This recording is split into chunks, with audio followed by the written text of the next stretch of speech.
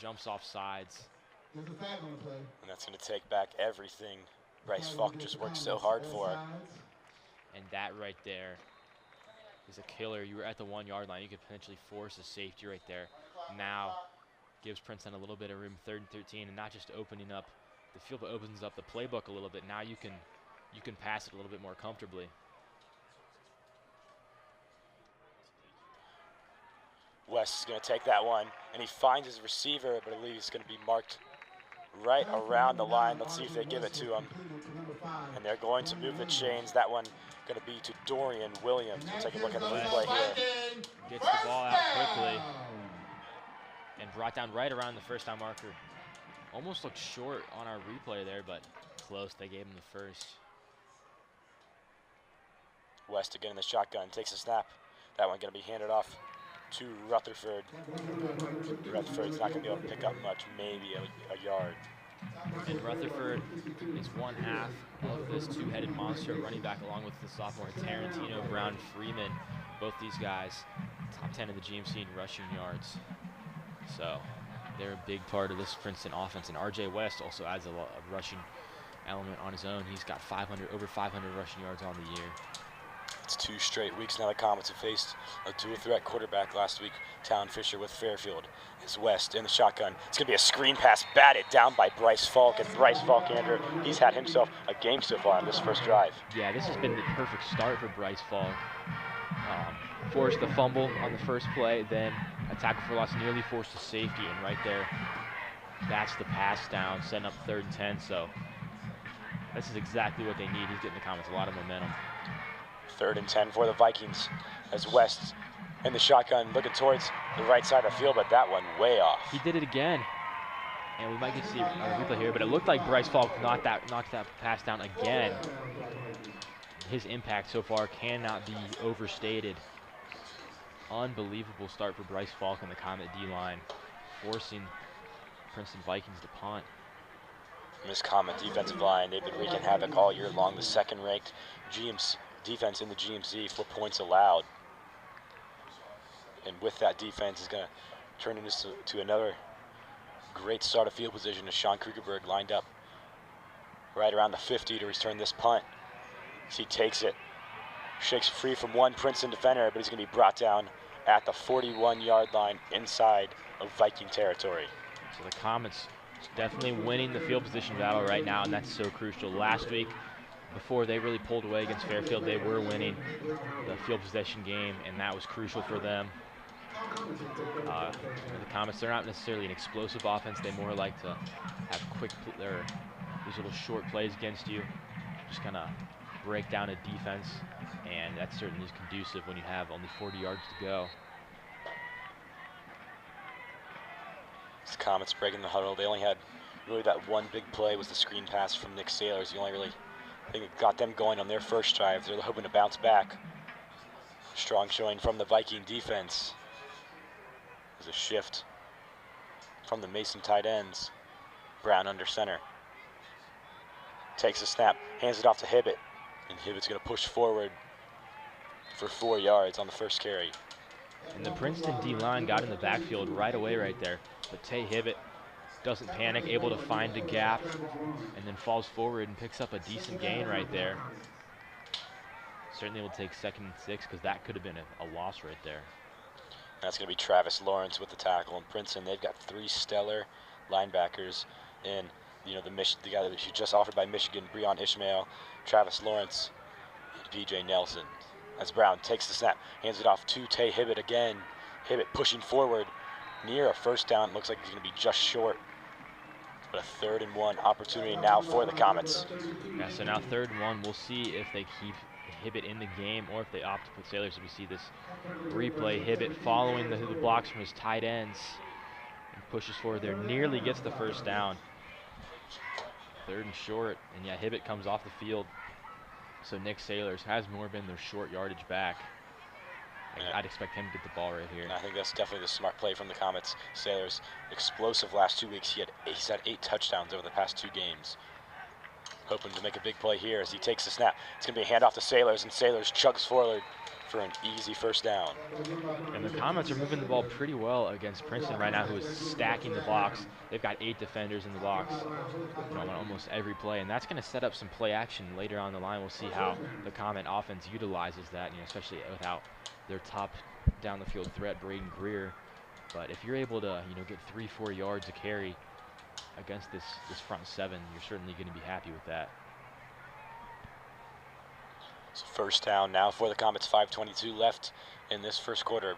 Brown takes a handoff. He's going to hand it off to Sailors, and Sailors pushes forward for 2 yards. And Lawrence right there, kind of playing in an overhang role, is able to bring down Sailors going downhill, and that's what these linebackers have excelled at so far. Coming downhill, wrapping up immediately, making the safe tackle, not giving the Comets any room. And the Vikings definitely have the size advantage over the Comets. But a great effort so far from the Mason offensive line, pushing forward, trying to let their 2 running backs get 3 to 4 yards every carry. This one's going to be Hibbett in the backfield, but there's going to be a flag on the field. It's going to be an offsides on Princeton. And Princeton, they've got a unique defense right here, kind of a multiple front, more a 3-4 base, but their linebackers are pretty versatile with Ishmael and then Nelson, as we've talked about, and Bowers. But Ishmael, there's a reason that he's got offered by Michigan as a defensive guy.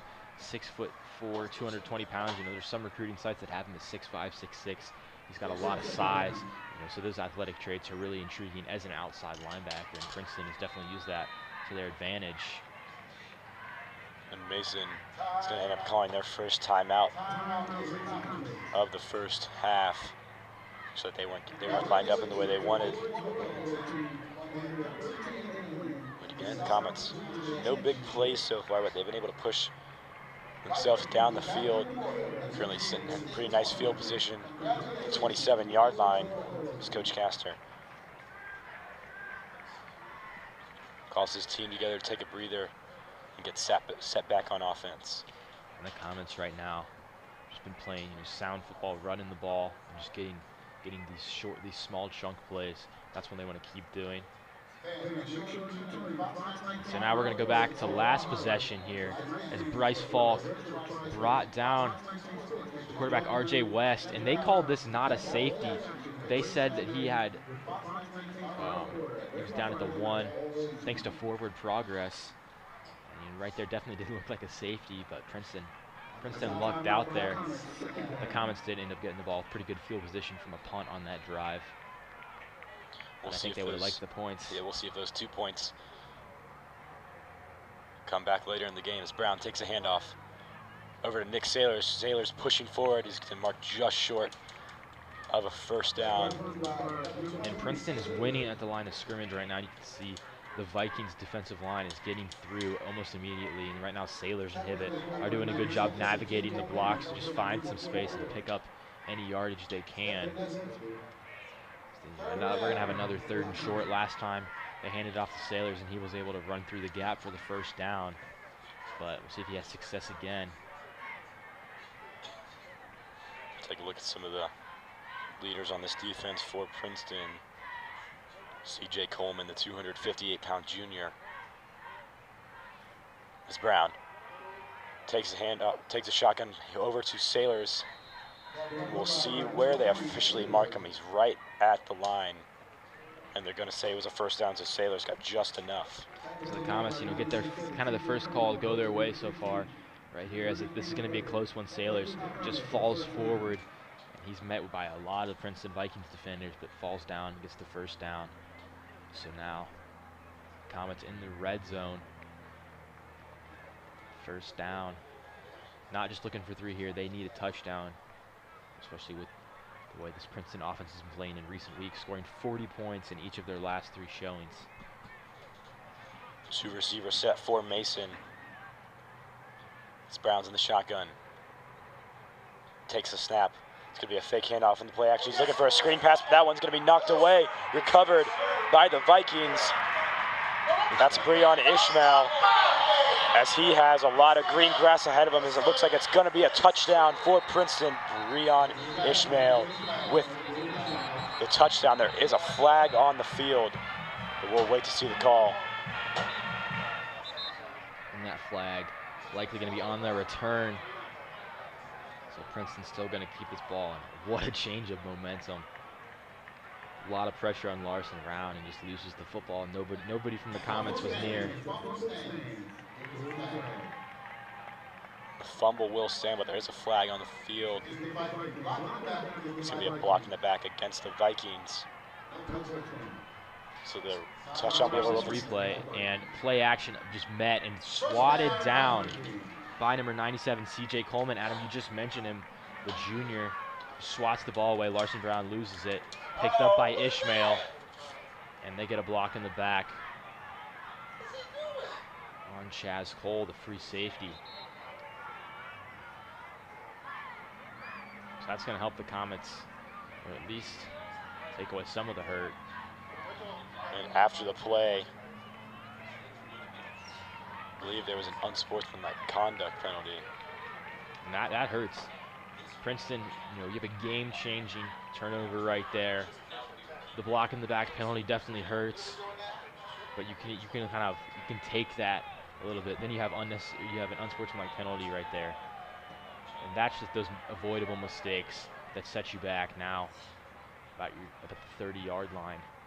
The Comets have it. If their defense can hold up the way they did last drive, Princeton, not only are they not going to get points, but they're going to give the Comets back the football back with decent field position, and they had a chance to just pin them back before that penalty. And even if they wouldn't have scored on that drive, definitely in field goal position, so definitely going to be a killer for the Comets. As West takes the snap, there's a flag on the play. It's going to be a false start from the Vikings. So 3 straight penalties for Princeton, and discipline. A little bit of a question right now. Princeton probably the more talented team. They believe they're the more talented team, but discipline can be kind of an equalizer. And the Comets winning that department right now. Definitely a little anxious after that turnover. Man in motion for Princeton, but it's going to be a handoff down the middle to DeAndre Rutherford. Rutherford is going to pick up 7 yards on the carry. With that penalty, still going to be 2nd and long. Now, late in the first quarter, Princeton having the ball. They're going to try to get this run game going. They weren't able to on their first drive. Bryce Falk was causing havoc in the backfield. As West takes a shot, he's looking for his running back. It's going to be a screen pass to Rutherford. Rutherford makes a man miss, but he's going to be brought down eventually by a few Comets. That time it's Jake Bates and Aaron Spears, but a big pickup for the Vikings as they're near midfield at the 49-yard line. Yeah, and he did not want to go down, shed off a couple of Comet tackles. A big first down there, and they're going to be around midfield.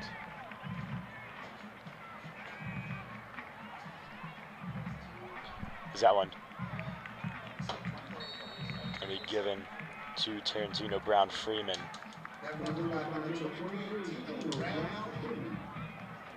Able to pick up 2 yards on that carry. And Brown Freeman, the other one of their running backs that they want to get involved, the sophomore. Getting both of those guys going is going to be critical for the offense. West takes a shotgun pass, handed off to Brown Freeman. Jake Bates, Weston Simmons there, able to wrap up Brown Freeman for right at the line of scrimmage. Princeton, hurry up. Princeton, they are definitely the faster team out of these two, looking to implement that speed game as West trying to catch the Comets off guard. But Mason staying disciplined. 3rd and 7 at the Comet 48-yard line now as West takes a shotgun snap, looking towards the middle of the field, and that one in and out of the hands of Dorian Williams. couldn't have placed that one any better. That one just falls right through the hands of Williams. We're going to take a look at a quick replay here. As you can see, beautiful pass from West as that one just drops out of the hands of Dorian Williams.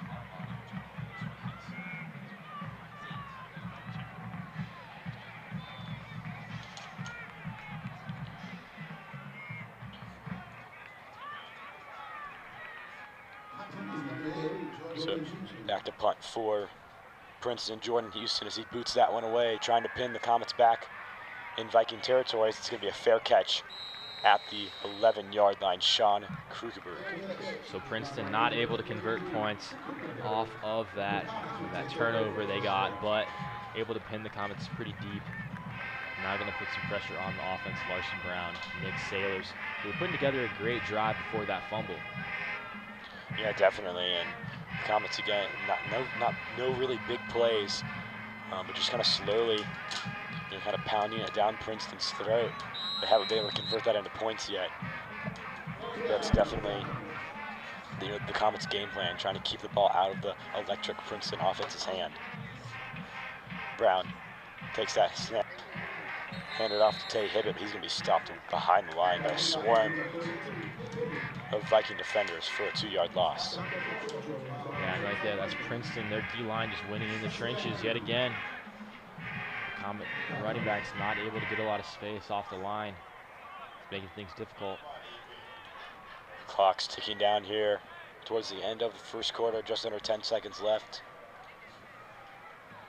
Yes. The Comets are going to take this one into the break. So after the first quarter, we've got a tie ball game here at Princeton High School. With Mason Comets 0, Princeton Vikings 0.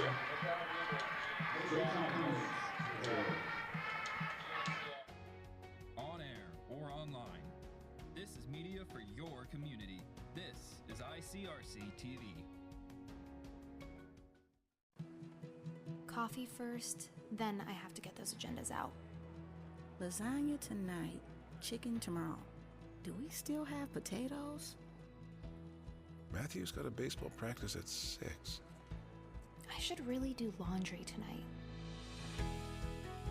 People with jobs, with families, with someplace to be. Let's help each other by safely sharing the road. Tri-State Trails, connecting what moves us.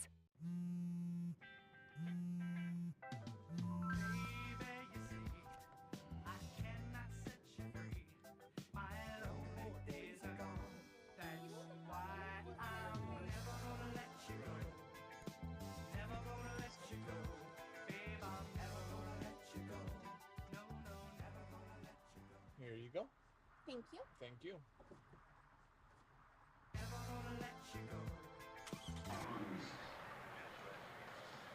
And we are back here at Princeton High School. It's a tie ball game here. It's been a defensive battle. Both offenses struggling to get anything started. Princeton, they had that big fumble from Larson Brown, but they were not able to convert offensively. Yeah, and the Comets, right, they had 17 rushing yards there, but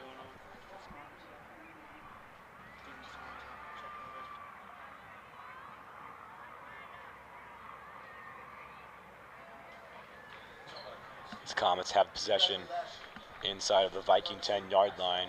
Tay Hibbett was stuffed at the end of the first quarter behind the line, so 2nd and 12.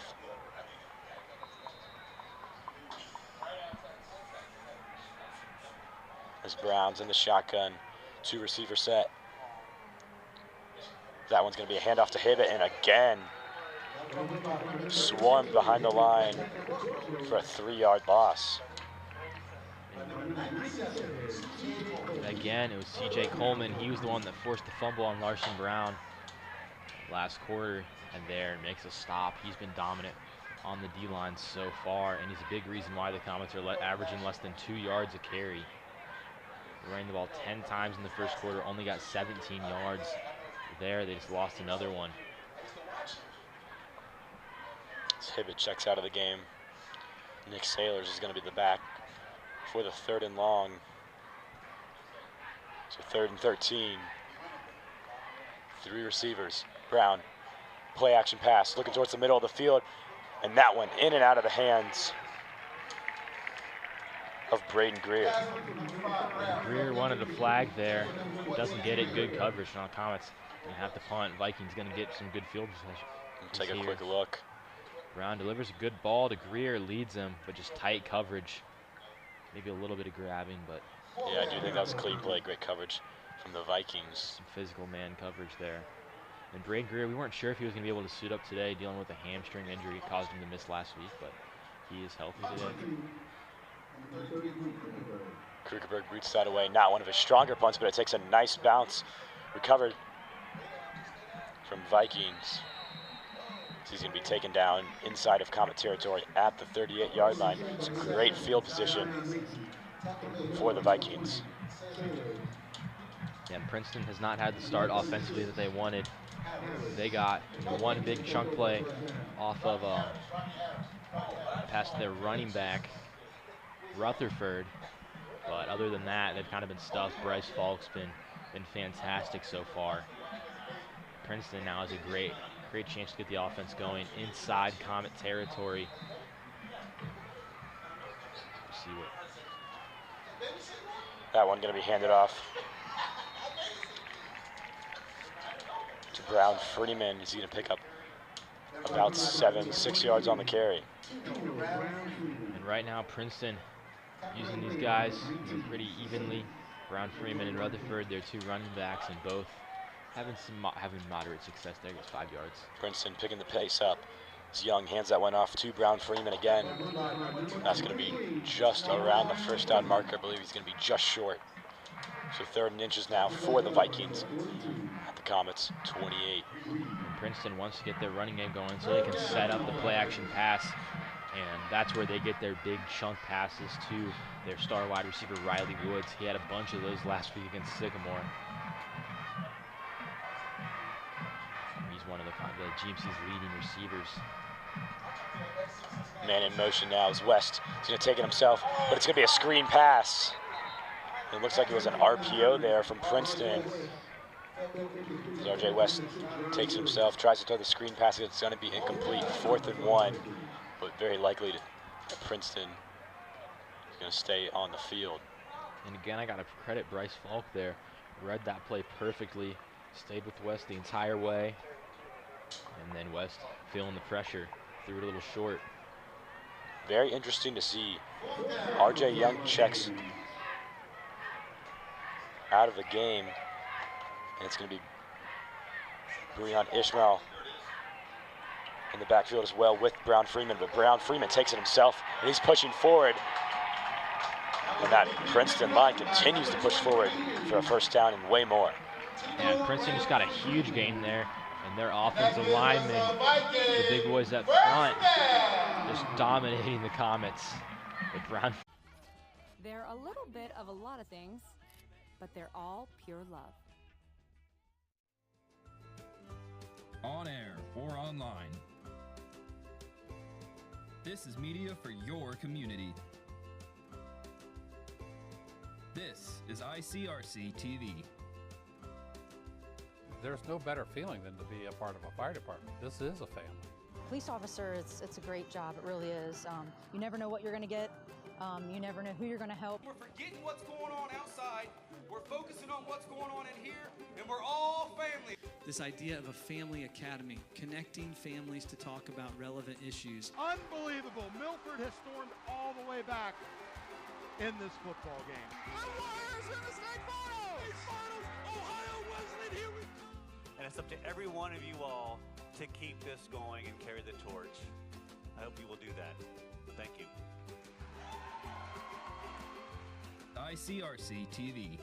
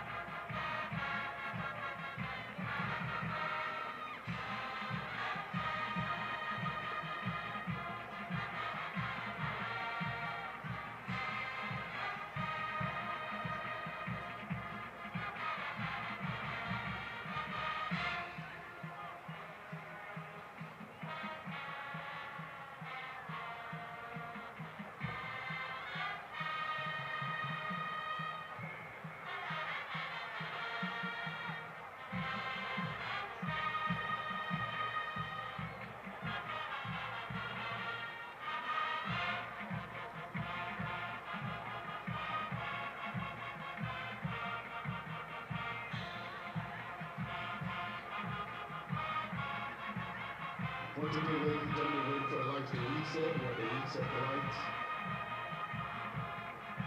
Just go ahead with us. Go ahead with us. It's good weather, so enjoy.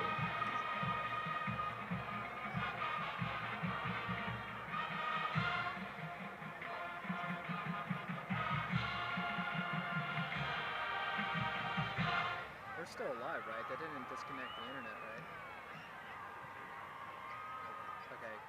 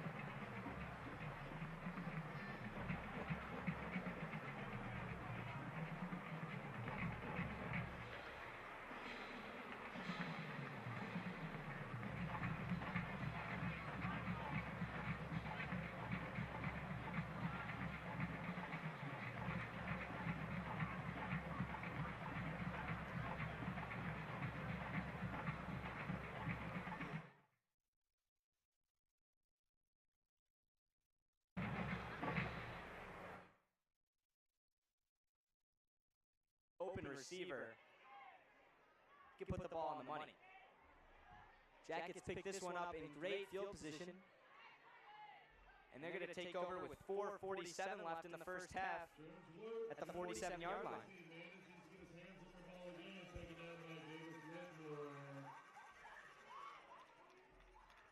Updated scores from around the city.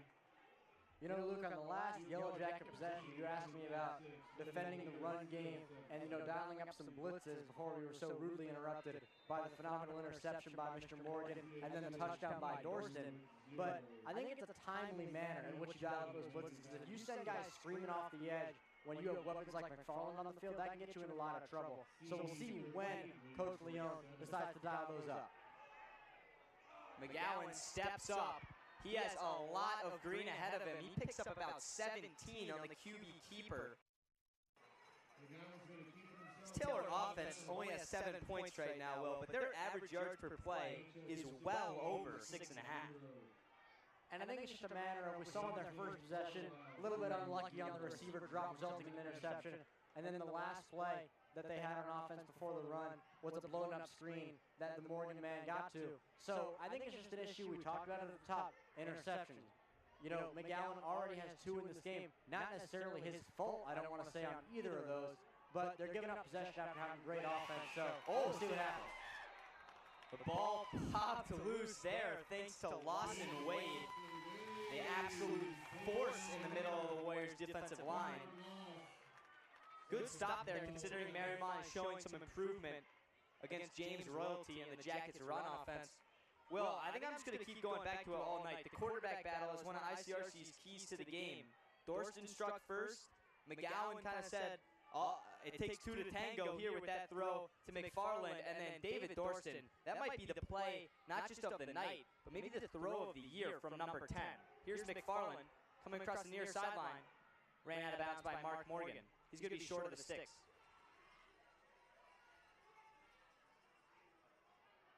McFarland takes a quick pitch pass of about 7 yards. It's going to be 3rd and 3. This is a big 3rd down, Will. What do you think the Jackets offense dials up here? We got 3rd and 4 here. I know it's not the most conventional call, but with the success they've had with the Royalty on the ground, I would love to see some power football up the middle and let your star running back go to work, but we'll see what they do. They're not going to run it. I'm surprised by that decision, but it works out. McGowan throws a strike to DJ Handy.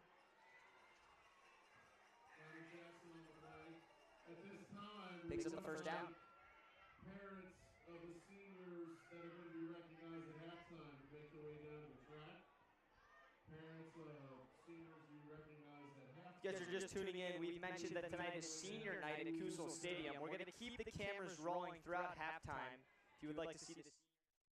Once again, ladies and gentlemen, thank you for your cooperation in dealing with the situation.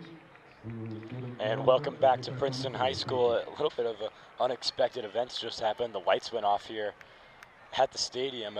Andrew and I, we've watched a lot of football games in our career, and growing up with our dad as a football coach, been to a lot of high school football games, but never before have I seen the lights go off during the middle of the game.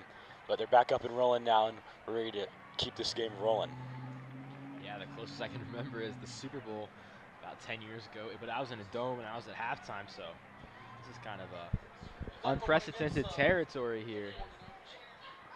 But we'll see how this affects both teams. Princeton had a lot of momentum. They've got the ball right now in the red zone, but stalled for at least 15 minutes right there. So here's the situation. Had to re-warm up and everything. 1st and 10. An opportunity for the common defense now. 1st and 10.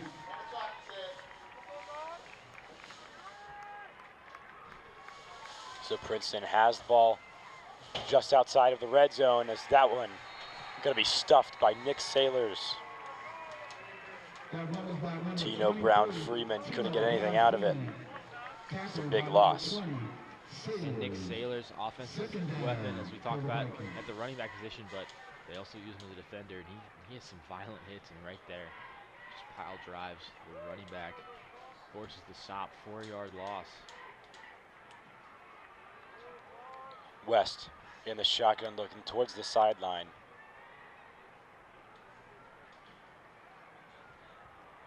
Trip set on the right, very condensed set. We got a man in motion. That one going to be handed off to Riley Woods, and Riley Woods mainly plays as that lead receiver role for Princeton. Takes the jet sweep there. And Riley Woods is a guy that I was expecting to say his name a lot earlier than now. He's got 495 yards and 7 touchdowns on the year. Second in the GMC, both of those. He's been incredible for Princeton. Last week had 158 yards and 3 touchdowns against Sycamore, and there finally gets his first touch. So 3rd and 8 now for the Vikings inside Comets red zone. West takes a snap. He's going to find his man. I believe it is Riley Woods. He's going to be marked just short of a first down. So interesting to see here if Princeton is going to opt to take the points with a field goal or go for it. Last time they were in a 4th and short situation, they took their quarterback West out, switched some guys in, and they're going to do that again. They got it last time. So now Wildcat formation coming up. They've got Breon Ishmael, their star linebacker, out there. Exactly, you know, last time when they put their big guys in, 20-yard gain on 4th down. Is they're going to try it again? High snap, and he's going to be tripped up behind the line. First touch by Jake Bates, and that is a huge momentum shift for the Comets. They lost all that momentum after the fumble from Larson Brown, but the goal, 4th down stand. We're going to take a look at the replay here. Just a high snap. High snap, and Tino Brown-Freeman falls down, and that kills the play. Missed opportunity from Princeton, but the Comets just caught a huge break. Last time the Vikings ran that play, Tino Brown-Freeman ran for a huge gain, set them up in the red zone, but right there, no success. Comets get the ball back. Very lucky there, as you know, it looks like Brown-Freeman had a lot of space if he it wasn't a bad snap. As Brown's now in the shotgun formation, takes it, fake handoff to Hibbett. Looking, he finds Greer on the screen pass. Looks like potentially a big hit from P.J. Nelson. Oh my. Lays the wood right there on Braden Greer. He's coming back from a hamstring injury. That one's gonna hurt. Nelson has to go off the field now because his helmet came off. But let's get another look at this hit. And what I was going to say, it looks like Braden Greer might have been grabbed by the face mask right here, but then, boom, the big hit from P.J. Nelson. Got annihilated, and Greer did a nice job evading some tackles there, but didn't matter. Able to pick up a few yards, though. 2nd and 6 now for Mason. Hibbett is the running back. Kaler in motion. Brown takes a handoff, hands it off to Hibbett, and Hibbett tackled right at the line of scrimmage. Maybe he's going to pick up a yard for 3rd and 5. And yeah, the Princeton defense right now doing a great job adjusting. The Comets love to utilize motion and try to create mismatches for themselves, but Princeton, with their multiple versatile defensive scheme, are able to it's kind of like a chess match. The Comets move 2 of their guys. Princeton's going to follow up. They've been running a lot of man coverage today, and it's been to their success. So very unexpected. I think coming in this game, you know, Princeton, electric offense, and it kind of shocked me. We don't have any points on the board so far, you know, in the first half. So 3rd and 5, Brown in the shotgun. He's going to hand it off to Sailors. Sailors, it's going to be met immediately. Once he takes a handoff, he's going to pick up nothing on the run. So the Comets right there. Threw it. First down, picked up a few yards, then run the next 2 plays, get nothing, forced to punt. And the Comets, they had some success, you know, on the screen pass on the first drive of the game. A little bit surprised they didn't run one of those there on 3rd down, but Krugerberg back to punt. That one almost blocked, but he boots it away.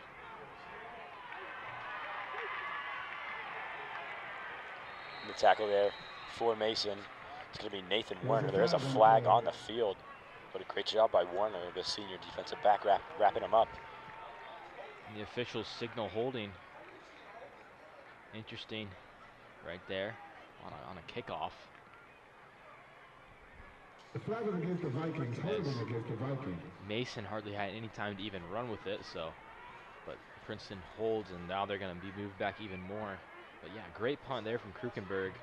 So the Vikings could have had great field position there, now going to start And a little bit more of a manageable spot for the Comet defense that's been stellar so far.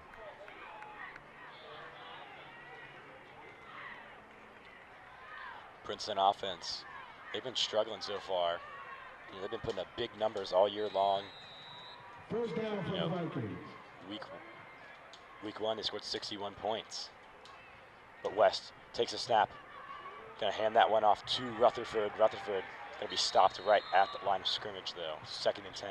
And the Comet defense not fooled by that play as they were swarmed Rutherford. I think Weston Simmons and Kai Wolford were the ones that got there. Rutherford only picks up a yard.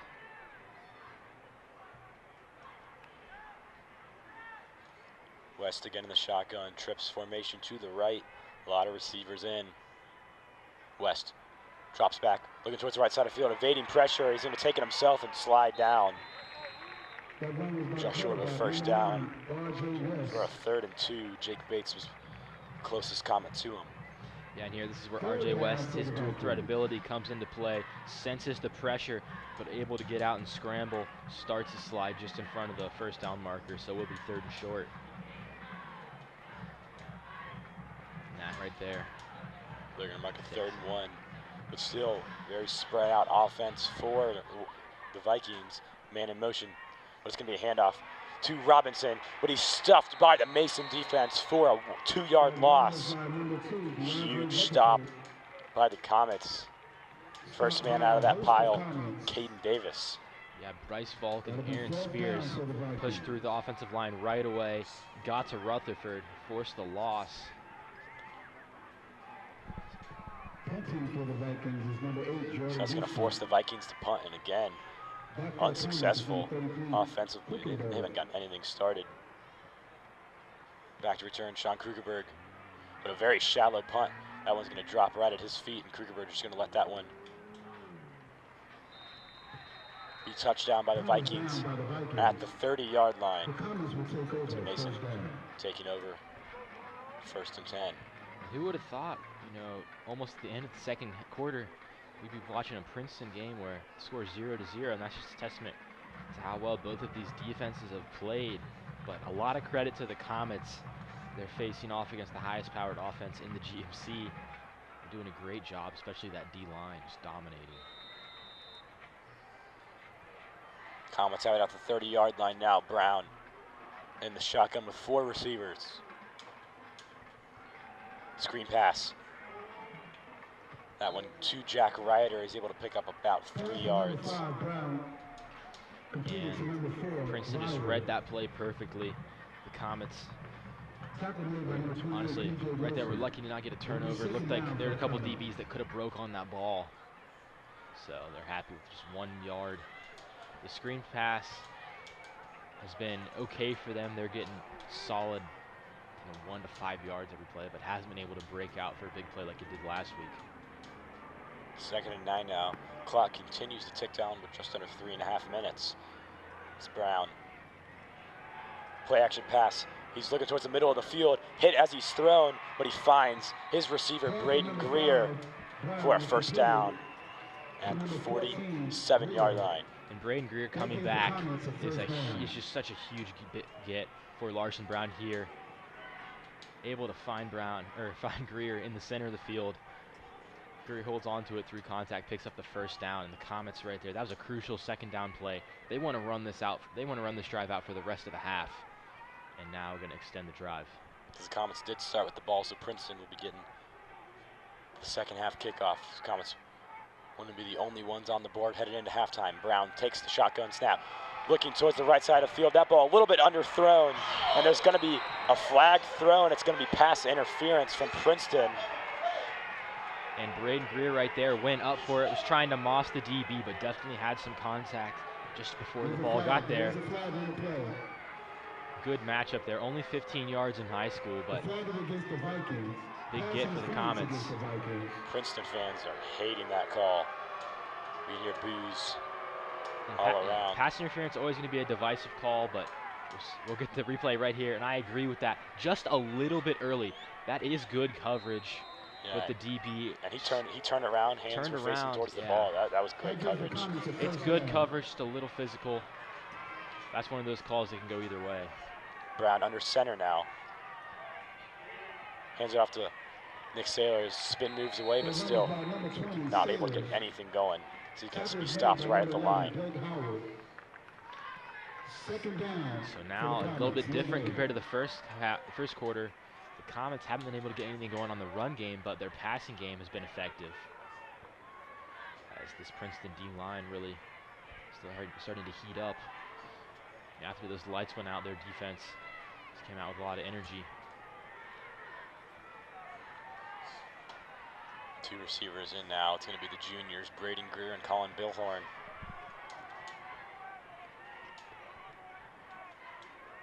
As Brown, fake handoff, a lot of pressure as Larson Brown just throws it away. And no grounding call. Princeton fans now again angry about the refs, and yeah, there was nobody on the right side of the field. Larson Brown just heaved it as far away from a defender as he could, but able to escape pressure there. That could have been a lot worse. No flag, no flag. And they're waving a flag, so yeah, no flag. And Andrew, Comets have possession at the 40-yard line. It's 3rd and 11. You know, I'd say Colson Bunchy had a great game last week, kicked 3 field goals. A 42-yard field goal was his longest. Yeah, definitely not in his range. What's the play here? Are the Comets going to take a shot, go for a touchdown, or just try to get into field goal range for Bunch? I'm throwing it a little bit short of the sticks here, you know, about 8 yards, trying to pick up some yardage. As Brown's feeling the heat, but he finds his receiver, Braden Greer, for a first down, marked down inside of the red zone at the 16-yard line. That's a high-level play from Larson Brown, navigates the pressure, able to throw it off balance, finds his receiver, which is Greer, trusting him to get open, picks up the first down. And that was just picture-perfect footwork, great evasion by Brown. I mean, that's something that you're going to see on Saturdays in college football on the big-time stage. Great job of Brown getting away, protecting the ball, not giving up a fumble like he did in the first quarter, and finding an absolute laser to Greer. It's first down now. Brown hands it up. It's first down now. Brown hands it off to Sailors. Sailors muscling through. He was stopped at the line, but pushes forward for a 4-yard gain. A couple weeks ago with Dakota West, the Comets played really well in the first half. Wheels fell off in the second. A lead would be so critical for them. 3 receivers now. Man in motion. It's going to be Quinn Brown or Chase Blevins. Brown looking towards the left side of the field. But that one overthrown. He was looking for Chase Blevins, the junior. There is a flag on the field. I believe it's going to be a hold from the Comets. Yeah, so this one going to push the Comets back a little bit. And it's not. It's against the Vikings. They called defensive holding. So off the line, one of the Vikings DBs. And again, we talked about the Comets. Coach Parker not happy about that one. This drive, they've kind of been plagued by penalties. It's going to be half the distance to the goal. But again, Andrew, we talked about Comets. Clockwork, 39 seconds left on the clock. Almost all your timeouts, too. 2 timeouts left. So they're definitely got an advantage. This is probably not going to be enough time for Princeton. And, you know, once Mason does eventually either kick the field goal or get a touchdown, or, you know, God forbid for them, you know, have another turnover in the red zone. Hey, we've seen it happen before in this game. Man in motion's Blevins. Brown takes a shotgun snap, looking towards the left side of the field. The same exact play. Blevins is wide open. Can't get a hold of it, though. And that's good coverage. And Blevins right there just motioned to the DB, hey, good coverage. The Comets liked the look that they had on the last play that got taken back by the penalty, so they went, dialed it up again, looking for Blevins in the end zone, but. And it almost looked like Chase Blevins flipped his hips the wrong way. He was facing kind of towards the field, but in the back corner of the end zone, there was no one. If he would have flipped his hips the opposite way, and Larson Brown would have thrown to the back of the end zone instead of the front of the end zone, I think that would have been a touchdown. Yeah, based off the way they ran the last play, I think they ran it the way that it was designed, but definitely that would have been a touchdown in the back corner instead of the front corner. 4 receivers now. 2nd and goal for Mason. That one. Brown fumbles it again. He's just going to fall on top of this one. Another scary play for Mason. And the scarier thing is here, you could be pushed out of field. We'll watch a replay. He's like, he got some deja vu there, falls on the ball, don't want to turn it over in the red zone yet again. And now Coach Kastner going to call his second timeout. And that one, Breon Ishmael, we talked about earlier, just today he was offered by Michigan as a linebacker, so definitely bringing that Big Ten heat. Yeah, in Michigan, they've been developing their edge rushers recently. David Ojabo and Aiden Hutchinson were first round or early picks last year in the draft, and Breon Ishmael, his measurables, you know, he could be a dude if he ends up with the Wolverines. 6'4", 220. He's towering over the Comets. He might even be taller than 6'4". But the Comets right now need to get their composure back. Lost a lot of yards right there. Maybe the 22, and you're right at the edge of Colson Bunch's field goal range. He can hit it from 40 plus, but you feel a lot more confident if it's a little bit closer. So 26 seconds on the clock. Comets push back out of the red zone. Still 3rd and goal though. 3rd and a long 21. But see what here, the Comets try to do. You were looking for a touchdown earlier, but now maybe just looking for that field goal. 4 receiver set. Larson Brown cannot take a sack. As now Princeton's going to call a timeout. They saw what the formation Mason came out with, trying to match that defensively. Yeah, and Princeton, they've been forcing pressure on Larson Brown all game. If they get a sack here, they're pushing the Comets out of field goal range. This is a chance for them to make a statement. But Coach Parker definitely a little upset with some of the way that this drive has unfolded. A couple penalties on Coleraine. Some of them that Princeton may argue against. Some of them were unforced errors that they made that set up the Comets. And then right there, you force a fumble, not able to capitalize by jumping on it. So he's got some things to talk about with his defense. That fumble was really costly, and other than that, the Comets have been playing pretty well. Just those 2 fumbles, one that gave Princeton the ball, and this second one pushed them outside of the red zone and potentially out of the zone for a touchdown. The offense has been moving the ball. We'll see if they can continue that here. 3rd and goal for the Comets.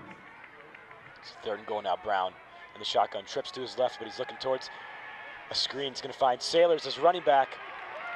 It stopped right at the line of scrimmage, maybe even a 1-yard loss, depending on where they mark him. And they're going to mark him for a 1-yard loss. So the clock ticking. Princeton's going to call a timeout. 11 seconds. A lot of pressure now on Colson Bunch, and he was the Comets player of the week last year that Coach Kastner decided to give the game ball to. He hit 3 field goals, including a 40-plus yarder. It's going to be his career long. It's his first year suiting up in pads. He's been a soccer player his whole life on the Mason soccer team that had a big 8-0 victory in their first matchup at the playoffs yesterday. And then today, suiting up on the sidelines.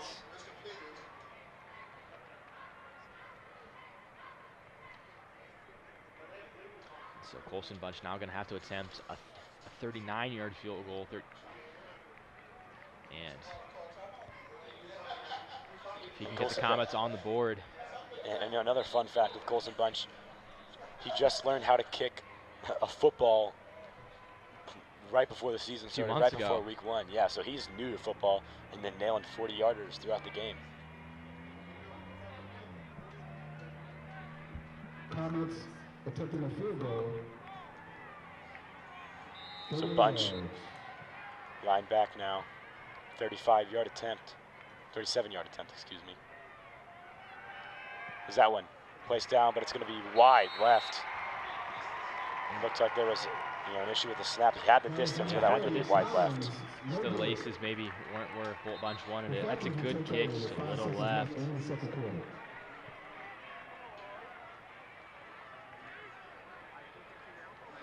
Right now, 5 seconds left. Princeton likely doesn't have enough time. So we get a replay there, just a little left. And Colson Bunch showing off the leg right there. Unfortunately, can't convert. And that's just going to be a killer for the Comets. They needed those points, especially since this game is tied at 0. Something we were not expecting going into this game at all. Yeah, not just the points, but the momentum it would give.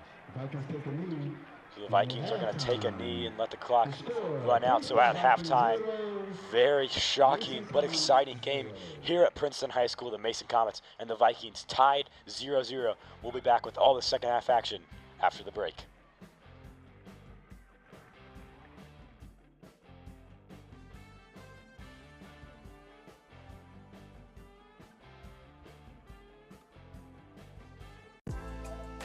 Always a great day when ICRC is involved. Another edition of ICRC, bringing the community to you.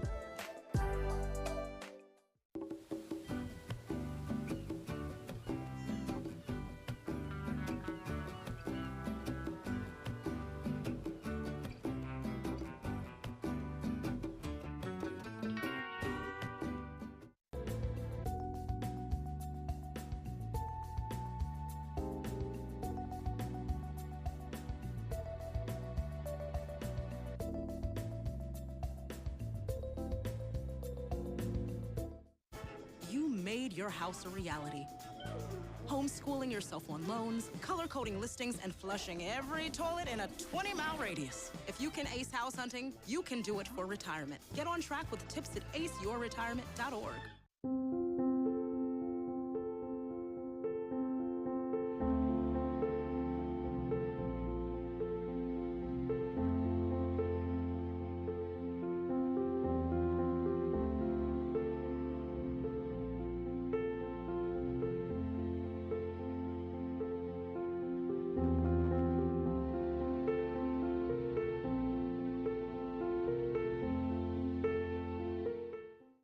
Today I'm going to talk to you about physics.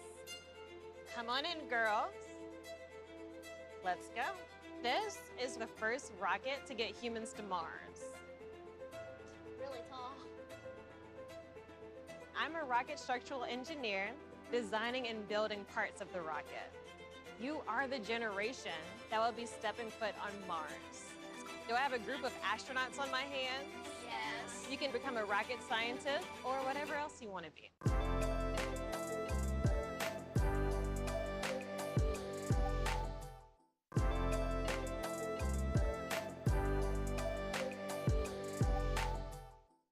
Observe a domesticated human family in their natural habitat, known to their species as the backyard. Hey, you think I should light it now? I think it's good. Yeah? Oh dear, someone is about to burn a pile of debris that's too tall, which can start a wildfire. Wait, could it be? Blimey, it is. It's Smokey. It's Smokey Bear. What a legend. Hey, it's Smokey. Sorry, it was too high. Right. Watch as he astutely ensures that there's no wind, and how he removes some of the debris to create a smaller, safer burning pile. No, you said make it bigger. No, you said make it bigger, baby. The bigger, the better. Take note of our fearless furry friend here, humans. I appreciate it. Fist bump. Watching you. Smokey's done it again.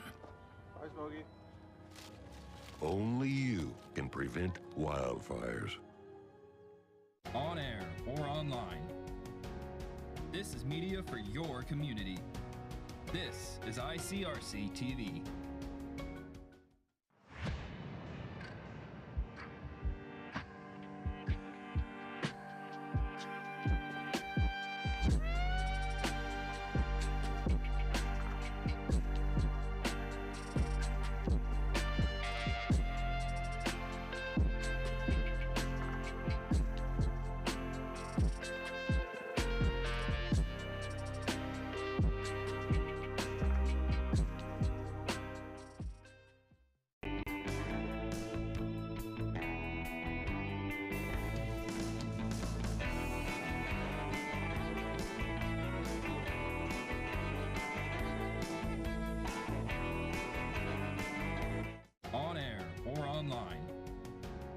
This is media for your community. This is ICRC-TV.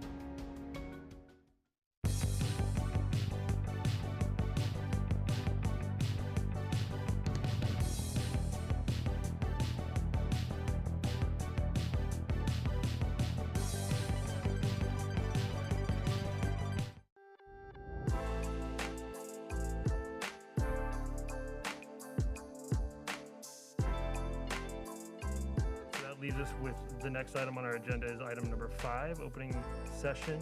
I want to thank everyone for joining us this evening. If you're out here at the parade or listening, thank you again. Into the end zone, and that is caught by Jaden Wood. Come on now, how we doing? Y'all feeling all right out there? Hello and welcome to this edition of This is Glendale. I'm Bet Chorus. Hey guys, this is the Unit 1 crew from One Log Fire Department. We just want to wish you guys a Merry Christmas and a Happy New Year. And of course, you can always go to ICRC-TV.com. Always a great day when ICRC is involved. Another edition of ICRC, bringing the community to you.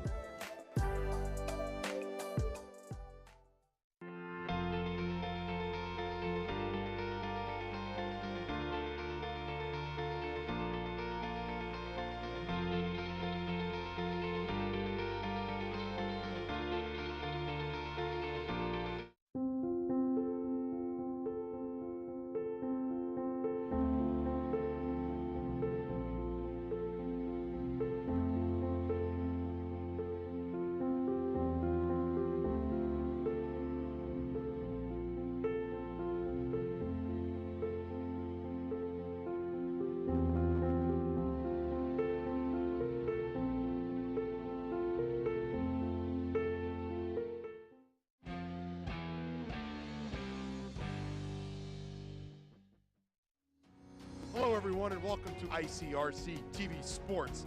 That's going to be a ball game. Princeton takes the match. Shot, goal! Brings a tackle at the 10-yard line. Touchdown, Vikings!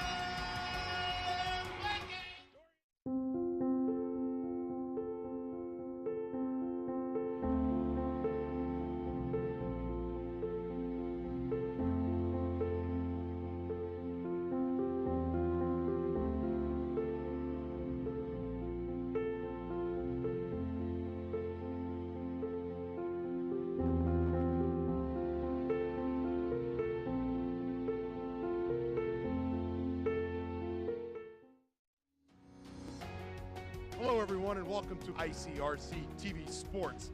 Three-pointer. Got it! In for the Comets score. Win! Comets win! Yeah! When I first saw a turtle, my heart was full. Now I'm anything but lonely. We had this like deep connection, this heart connection. He just wants to be close to you and part of your life. Every day with Turtle is a perfect day. When I'm holding her, it makes me feel calmer. I think everything he does shows how much he loves us.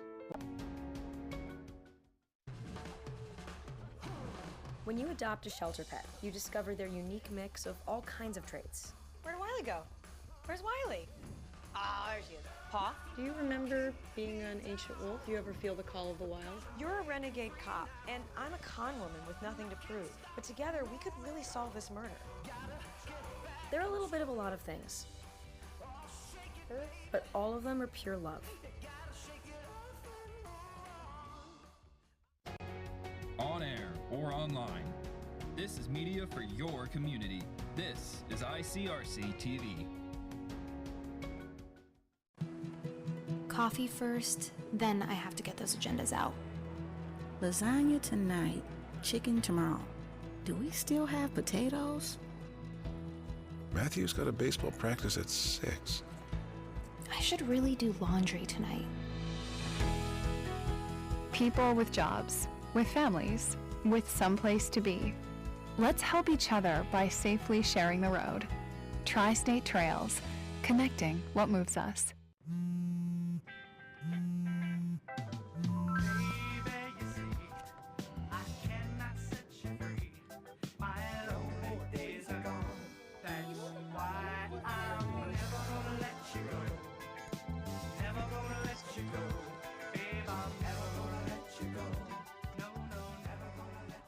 Here you go. Thank you. Thank you.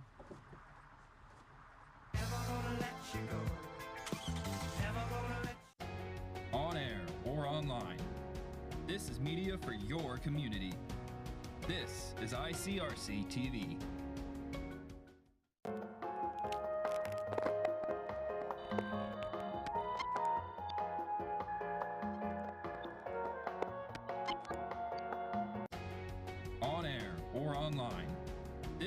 media for your community. This is ICRC-TV. Roll over. When you adopt a shelter pet, you discover all the things that make them unique. And your mother. They're a little bit of a lot of things, but they're all pure love. On air or online. This is media for your community. This is ICRC-TV. There's no better feeling than to be a part of a fire department. This is a family. Police officer, it's a great job. It really is. You never know what you're going to get. You never know who you're going to help. We're forgetting what's going on outside. We're focusing on what's going on in here, and we're all family.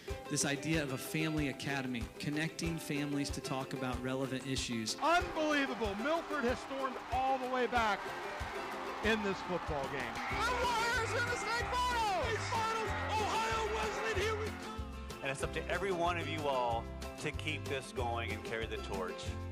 I hope you will do that. Thank you. ICRC-TV. On air or online. This is media for your community. This is ICRC-TV. Always a great day when ICRC is involved. Another edition of ICRC, bringing the community to you.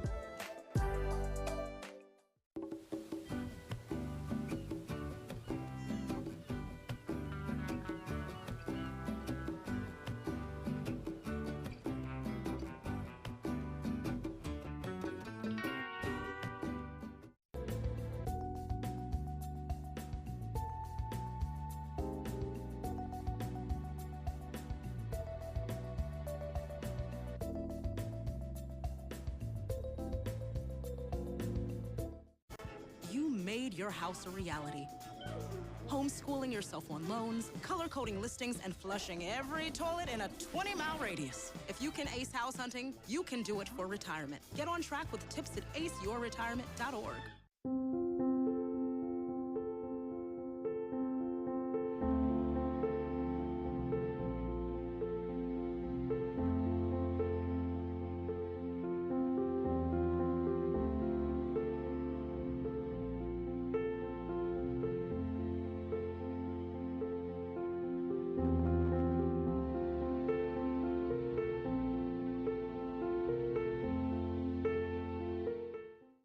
Today I'm going to talk to you about physics. Come on in, girls.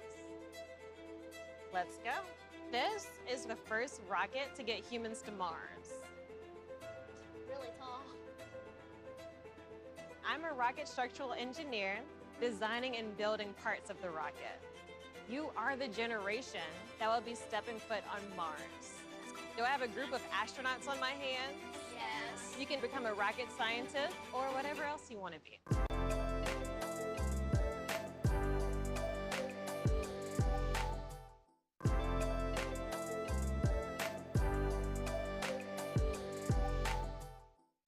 Observe a domesticated human family in their natural habitat, known to their species as the backyard. Hey, you think I should light it now? I think it's good. Yeah. Oh dear, someone is about to burn a pile of debris that's too tall, which can start a wildfire.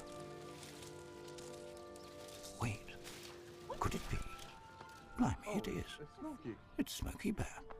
What a legend. Hey, it's Smokey. Sorry, it was too high. Right. Watch as he astutely ensures that there's no wind, and how he removes some of the debris to create a smaller, safer burning pile. No, you said make it bigger, baby. The bigger, the better. Take note of our fearless furry friend here, humans. I appreciate it. Fist bump. Watching you. Smokey's done it again. Bye, Smokey. Only you can prevent wildfires. On air or online. This is media for your community. This is ICRC-TV.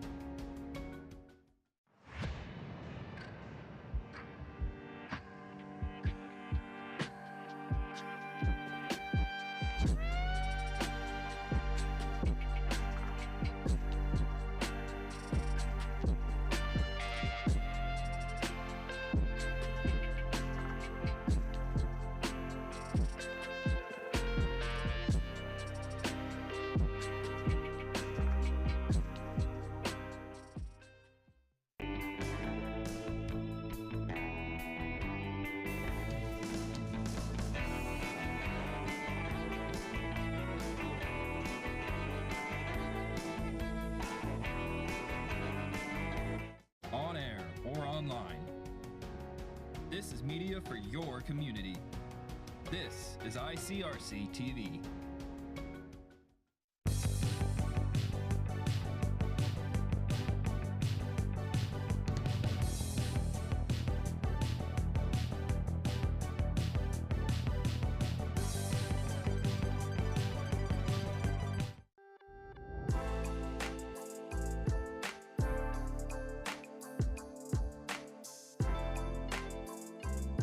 Leaves us with the next item on our agenda is item number 5, opening session.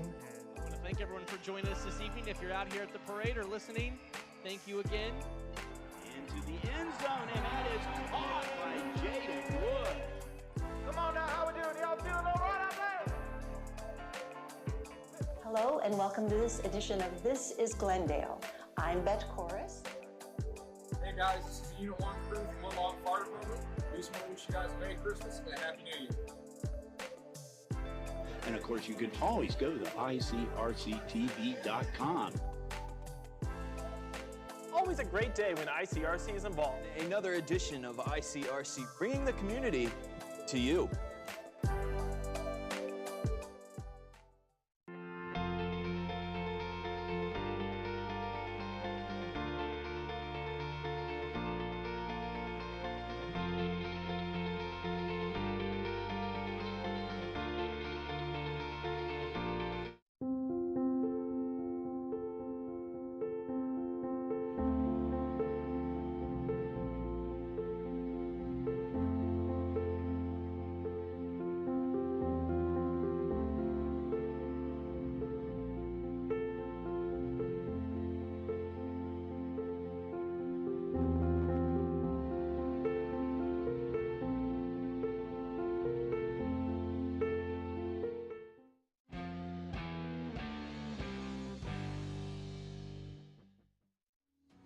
Hello, everyone, and welcome to ICRC-TV Sports. That's going to be a ball game. Princeton takes the match. Shot, goal! Brings a tackle at the 10-yard line. Touchdown, Vikings!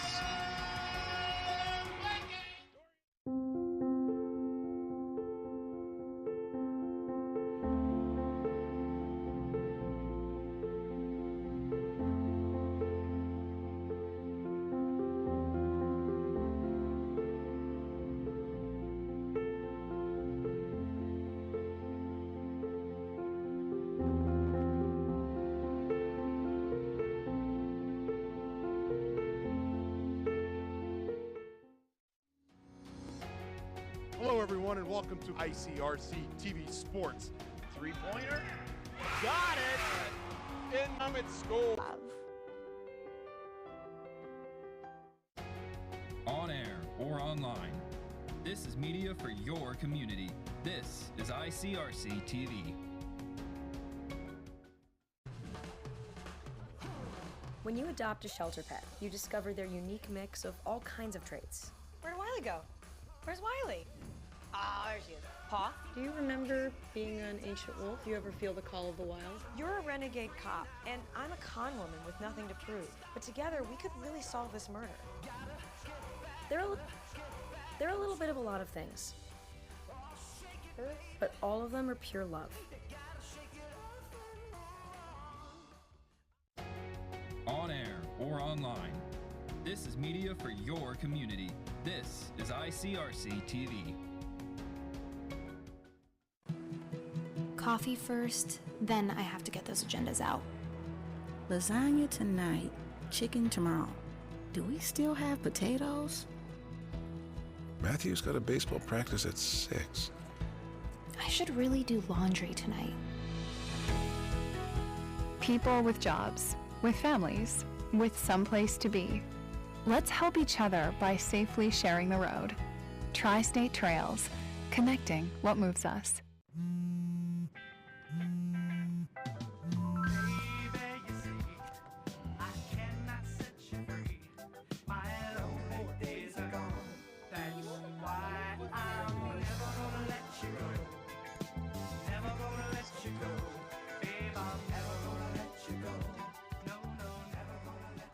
Here you go. Thank you. Thank you.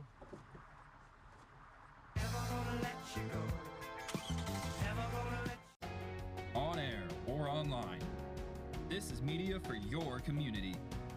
This is ICRC-TV.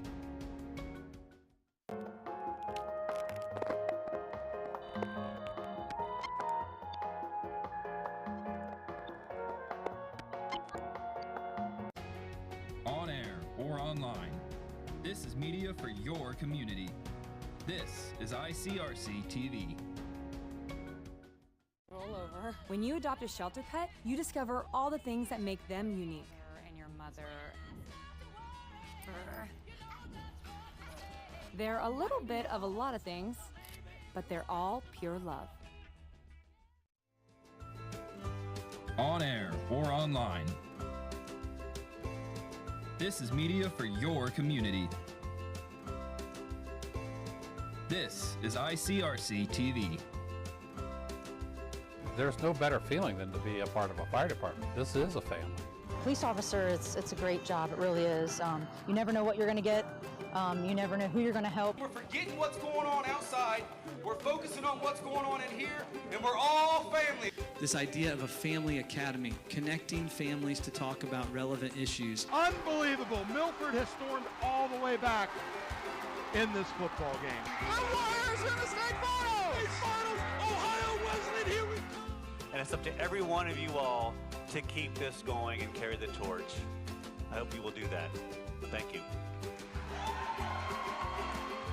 ICRC-TV. On air or online, this is media for your community. This is ICRC-TV. Always a great day when ICRC is involved. Another edition of ICRC, bringing the community to you.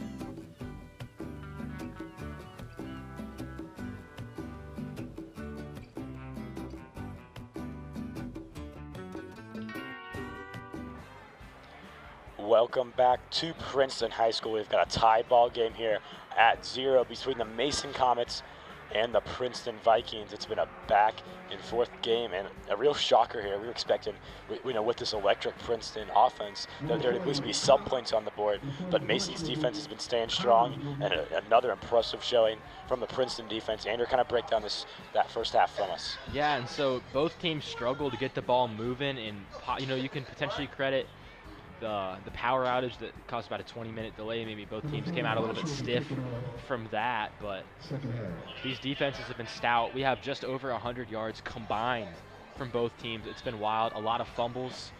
But neither team's been able to convert on those turnovers and score, but it's been a really close game. I think this next drive from Princeton is going to dictate how the second half's going to go.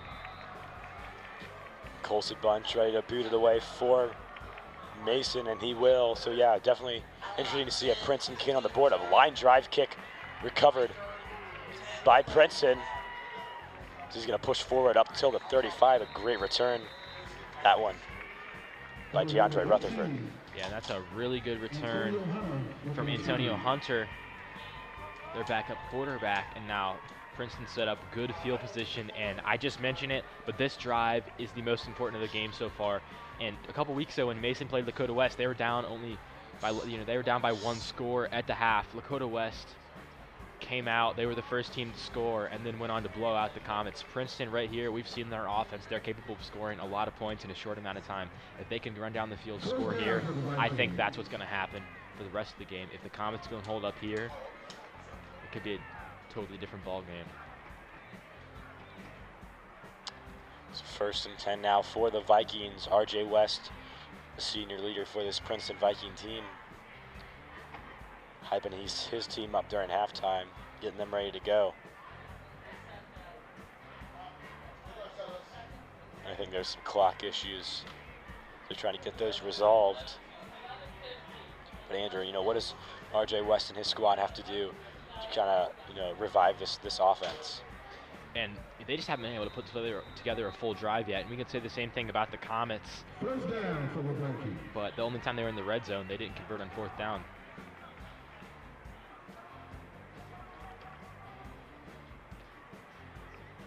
Penalties have also been a little bit of an issue for Princeton, although that might be more on the defensive side. But that's been the things holding back the Princeton offense. West in the shotgun. It's a pass play on the first play of the second half. It's going to be a 17-yard gain to Dorian Williams. And that's a good start right there. Now they're past midfield, and they haven't been able to get their pass game going. That's been one of their strengths on the year. As we watch this replay, West just drops back, delivers a strike to midfield. That one to be a handoff down the middle, but Comets stuff him at the line. That one, DeAndre Rutherford. Because the Comet defense, their run defense has been spectacular. 16 rushes for Princeton, only 27 yards. And kind of part of the reason for that is the Comets have had a couple big losses, forced some fumbles, but they've only have 37 passing yards. They need to get that pass game going, and that's a good start on the last play. 4 receiver set, man in motion for Princeton. But it's going to be West to drop back. Looking towards the middle of the field. He's got a lot of time, but he's going to be taken down by a swarm of Comet defenders. That one led by Aaron Spears, the senior. Yeah, right there. RJ West did everything he could to stay up and try to make something out of nothing, but Spears, relentless there, gets the sack. And the Comets, a lot of people traveling to Princeton for the game. But here we watch the replay as the Comet defense just closes in, and Spears wraps up. Excellent tackle there. Trips to the right for Princeton as West looking towards the sideline, trying to catch Mason off guard. 3rd and 13 for the Vikings. As West takes the snap, looking towards the left side of the field. He's got a lot of room again, but feeling the heat. As he chucks that one down the field, but it's going to be almost picked off by J.C. Deaton. I think he was a little bit more worried about taking that one to the house than securing the interception, but knocked away. It's going to be 4th down. Last week, the Comets had a lot of interceptions, and J.C. Deaton kind of thought of that right there, concerned about turning it down the field, but nonetheless, Comets going to force a punt. That's a good defensive stop, especially after that first play. You know, there's definitely some concern that Princeton was going to get their passing game going. And now that was a crucial stop for the Comets. Now Sean Krugerberg back to return the punt. There's a flag on the play. Comets are clapping. It looks like it's going to be a false start on Princeton, pushing them back 5 yards. And I'd be really interested to see the penalty difference here. And actually, we have it. 7 penalties for Princeton, make it 8. Only 1 for the Comets. 86, now 91 yards against Princeton. Just 5 yards for the Comets. Huge differential there. That one booted away by the Vikings. It's going to be a fair catch from Sean Krugerberg at the Princeton 22-yard line. So the Comets start their possession. I'm going to go back to that penalty differential right here in Princeton. Part of the reason they've been so dominant this year is they've been one of the most sound football teams. Coach Andre Parker has this team playing at a really high level, but today hasn't really been that way. 8 penalties, 91 yards. That set you back. Probably at least 1 scoring opportunity. And the Comets, on the other hand, only 1 penalty. That's keeping them in this game. Comets back on offense now. Their first possession of the second half. 10:20 on the clock. Brown takes the snap. It's going to be a handoff to Hibbett. And Hibbett's going to chug forward for 4 yards. The Comets started off getting that running game going, and then second quarter, Princeton just dominant at the line of scrimmage. Due to some heavy losses, some fumbles, the Comets right now only have 6 rushing yards on 16 attempts. So, right there, able to get 4 yards. Hibbett, that's a good start. So 2nd and 6. 2 receivers on the left side, 1-on-1. We'll see if Larson Brown decides to take a shot. It's going to be a handoff to Hibbett. Hibbett finds some room, but then stuffed after a 2-yard gain. So 3rd and medium now for the Comets. This has been a very common theme throughout the game. They haven't been able to get anything started. Yeah, they've been a little run heavy so far today, and you know, they're setting up these 3rd and shorts, but 3rd down conversions, they've been a little hit or miss. And Nick Saylor's kind of been the engine on 3rd downs as he checks into the game. But 4 yards, you can't just hand it down the middle and expect a first down. Princeton might jump. 3rd down and 4 now. Brown under center. Hands it off to Sailors. Nice jump cut as he extends his arms out. We'll see where they officially mark him, and it's going to be a first down. Great last-minute effort from the Sailors. And I guess I jinxed him. I said you can't just run it up the middle with Sailors and expect the first down, but that's exactly what the coaches dial up as we see the handoff here, and he makes a nice jump cut to evade a tackle and picks up that first down, just laying out, stretching out. That just shows how great of a runner that Sailors is, always fighting for the extra yardage. It comes up huge there. Very condensed set now for Mason on the right hash. Brown under center takes a snap. He's going to get tripped up.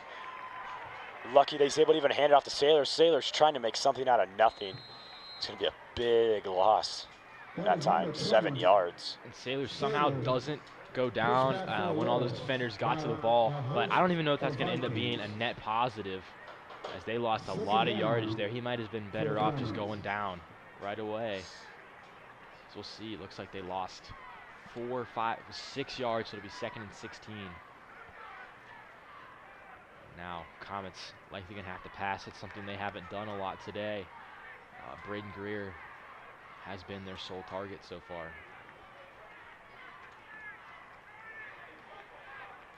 Braden Greer, he's got 56 yards receiving so far.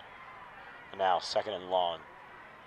Brown hands that one off to Hibbett, and again stuffed at the line. The running game not working at all. You know, coming in after the first half, they only had 6 total yards rushing, and they've lost a significant amount in this second half. Yeah. They might be in the negatives now. And I think just with that first set of downs where you picked up the 10, you know, I think they're at 4 yards right now if you do all the math. But on 2nd and 16, that's quick math, Andrew. Is my specialty. Showing Ben off Howard. specialty.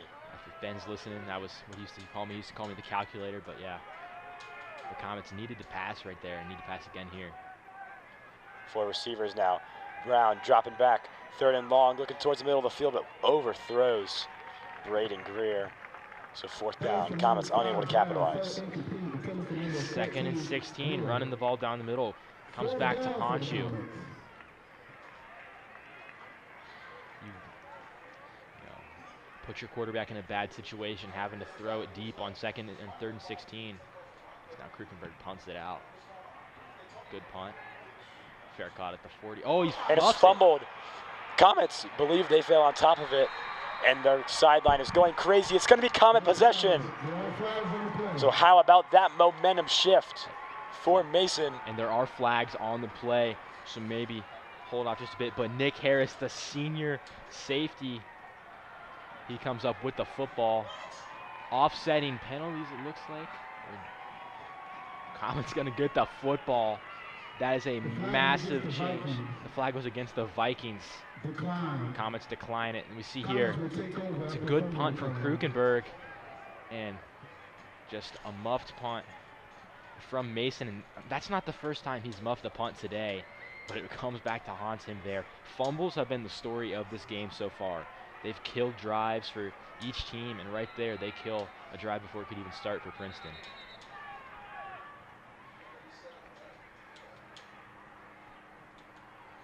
So Comets have field position at the 40, and man, that was a huge momentum shift for Mason. They really needed that one. Yeah, the offense was a little stagnant, and now they get the ball at the 40-yard line. Only need to get about 10 or 15 to be in Colson Bunch territory. That one hit out to Hibbett. Hibbett looked to have some breathing room, but then again just swarmed. Caleb Clark Glover right there coming downhill from the secondary, takes down Hibbett. Hibbett makes one too many jump cuts and gets taken down, can't pick up any yardage. Now talking to Coach Kastner about that. And one of the principles of being a running back is running vertically and not running north and south, not east and west. Right there, Hibbett gets a little cut up running east-west. And now we've got an injured Viking on the field. And that is Clark Glover.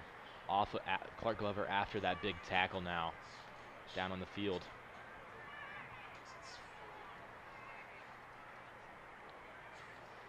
So Comets looking to ride this momentum now. They have not been able to get anything started offensively, you know, from the running side of the ball. And Andrew, I think it's safe to say that Comets have been pretty successful passing the ball today. You know, not anything spectacular, but a few big passes, you know, to Braden Greer. So I'm surprised they haven't implemented more of that pass game in. Yeah, and Clark Glover able to get off the field. Hopefully he's all right. And yeah, the Comets right now are 6 for 12 in the passing game. You know, when targeting Braden Greer, they've been the most successful. He's got over 50 yards. Larson Brown really missed his favorite target. And they need to get him going more in this second half. And I also think that screen game, something they used a lot at the beginning of the game, they need to get back to that as these runs up the middle. Princeton's D-line is really getting going. They've got the size advantage. Second down for the Comets. Second down now for the Comets. Larson Brown in the shotgun. Nick Sailors is the back behind him. He takes it, looking towards the left side of the field. It's going to be a screen pass to Nick Sailors, but Nick Sailors getting tripped up and fights forward towards the line of scrimmage. He's going to be stopped at the 40. There's a flag on the field, however. So we await the call. The Comets are walking backwards on that screen, and it's against the Vikings. And man, a lot of penalties against the Vikings so far. We'll wait to see what the official call is. Make it 10 now. And they're going to call a personal foul, I believe a face mask. And right there, The flag is against the Viking. Personal foul. the Comets run the screen pass. A lot of Princeton fans wanted a holding, as on these screen passes, you hold those blocks for just a second. Comets held onto it a little long, and that's why Nick Sailors got tripped up. We'll take a look at the replay here, and I'm not sure where that personal foul was. Maybe a face mask on the tackle, but I don't think it was enough it's certainly for that close. one. Yeah. I didn't see it. Comets getting some nice calls in the second half right now. They're going to take advantage of this field position, hopefully. They're at the 26-yard line. Brown hands it off to Sailors. And again, that run game, nothing happening. And that's Princeton making a statement after that penalty. They're trying to push the Comets out of field goal range. And Ishmael. So the official penalty was unnecessary roughness. I'm assuming it happened off of the play, not near the ball, because we didn't see that. But no need to dwell on the pass now. The Comets have the ball at the 26-yard line. Excuse me. So 2nd and 10.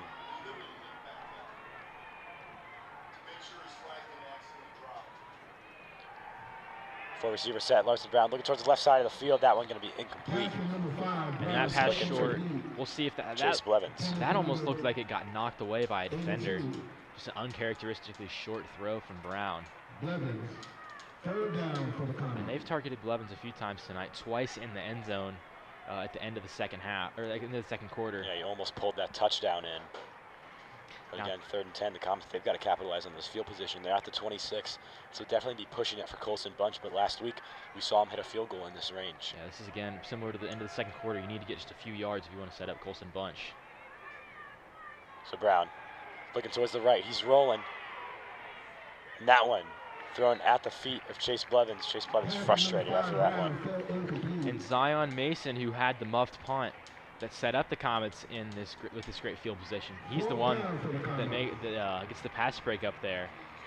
And so Colson Bunch is trotting out here, gonna attempt the field goal. This one would be from 43. 43-yard field goal attempt for Bunch. This would be his career long. Last week, knocked down a 41. Yeah, and earlier in this game, he kicked one, had the distance, was a little wide left. So we'll wait it here.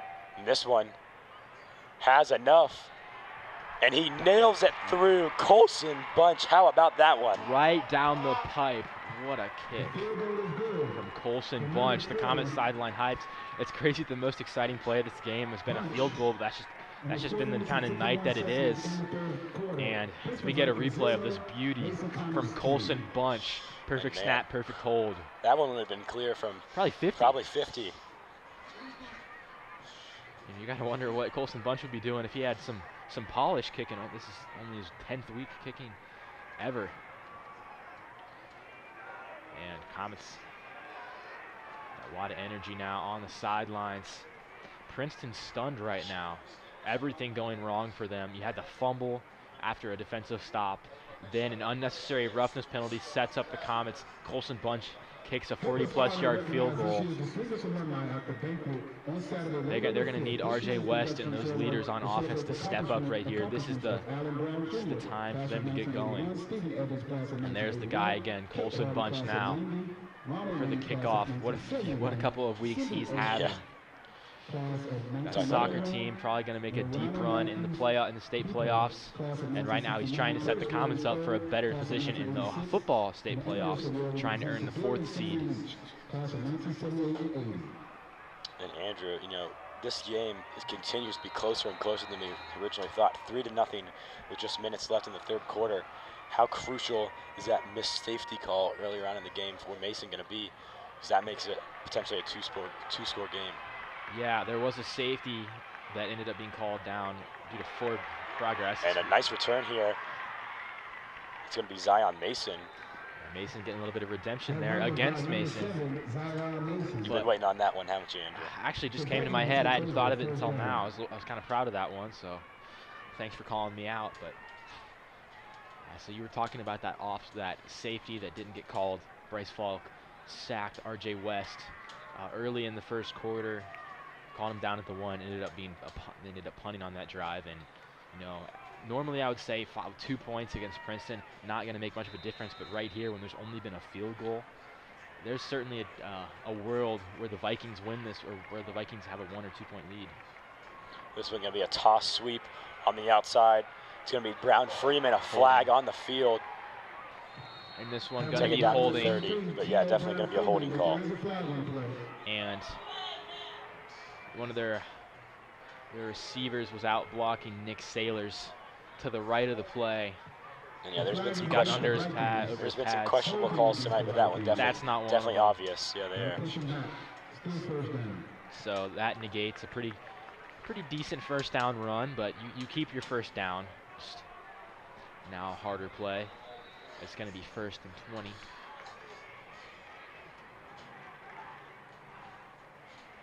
So R.J. West again in the shotgun. 4 receiver set. His Comets playing very shallow. Sean Krukenberg playing very, very shallow, but he's starting to bounce back. West looking towards the right side of the field. He finds his man. That one going to be Jordan Houston. And they played shallow, but maybe not shallow enough right there. As Princeton takes advantage of the Comets' soft zone, able to get about 8 yards. And that's the kind of plays I was expecting going into tonight. R.J. West finding his receivers just for these short gains, and then after that setting up the deep shots as you get the safeties to creep down along with the run game getting going. Young takes it. It's going to be a handoff to Brown Freeman. Tyson Beach, the receiver. Going to take that one. Tackle made by Kai Woolfolk. Still 3rd down and about 7.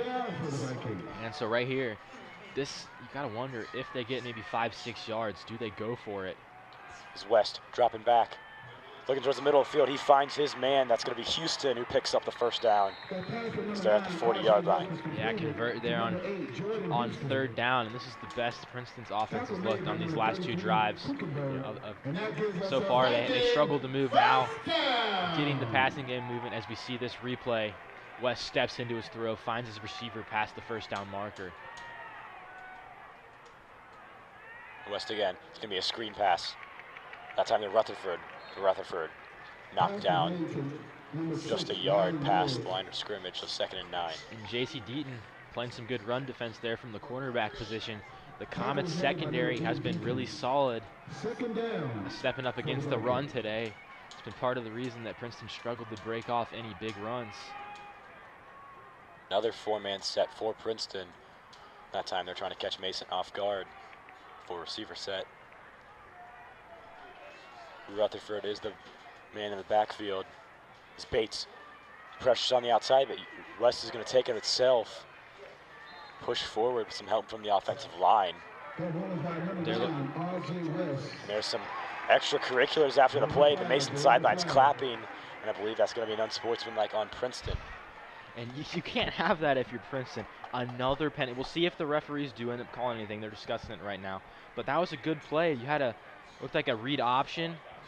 West picks up some yardage. you know, you're set up for a nice 3rd and short, and ref's still discussing, so we'll let you know. We'll let you know if they do call a penalty. It is going to be a personal foul, unsportsmanlike conduct on Princeton after the play, and that's going to push them back 15 yards. I'll tell you what, if Princeton does lose this game, Coach Parker going to be furious. And here, Liam McMahon's with a hard tackle there on the sideline, but it's that block right there. 74. Excuse me, 74 on Bryce Falk. Just pile drives him after a little bit late in the play, drives him into the ground. Tyshawn Huff, the senior, you know, you can't let your emotions get the best especially of you. Senior, but you know, last home game potentially. Emotions definitely running high. Yeah, this is not the way they expected the game to go. But so from what went from a 3rd and 2 is now a 3rd and 18. And this is the moment where you see if RJ West can step up. West taking a shot down the field. That one going to be overthrown out of bounds. Princeton, there wasn't some flags, but that ball was thrown out of bounds, so I don't think it would have mattered. No, and we're not going to see it on the stat sheet, but Weston Simmons just made a great play there at the safety position. The cornerbacks went stride for side with the receiver, but it was Weston Simmons over the top, came down and broke up the pass. So good play there. Now the Comets can get the ball back. If they can score here, that could put another nail in the coffin right now. Still very close game, a lot of time left. But so Sean Krugerberg back to receive the punt. That one's going to be booted away by Houston. Krugerberg takes it at the 25, trying to make a few defenders miss, but he's just going to fall down at the 29. And the Comets offense right here, this is a crucial drive. And now you kind of get into running the clock out mode, which is crazy to say they're only up by 3, but in a game like today where nobody's scoring, no offense is getting anything going, the Comets, they're going to lean on the run. They've been doing it all day, but they need to pick up some yardage.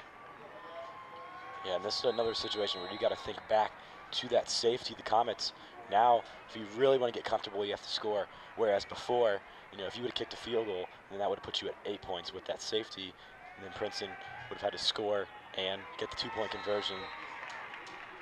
That one going to be a 5-yard pickup.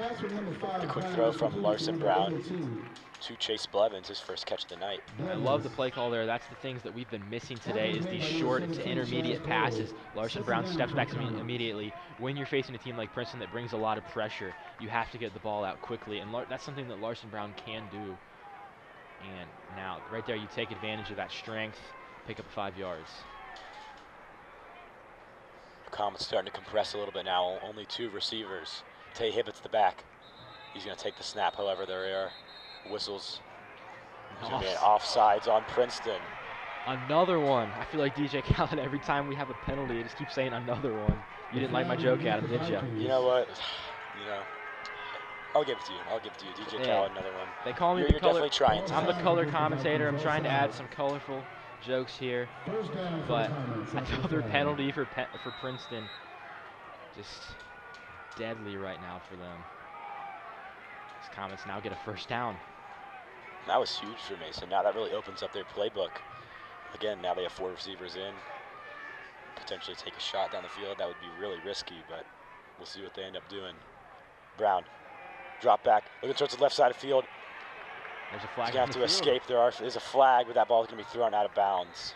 He's looking for Blevins. But Blevins was wide open on that one. Hard to throw on the run, though. Yeah, Brown taking a lot of pressure right there. We'll see what this call is, but I think it might be holding. Typically, if you see. And it's going to be holding on Princeton. Another one.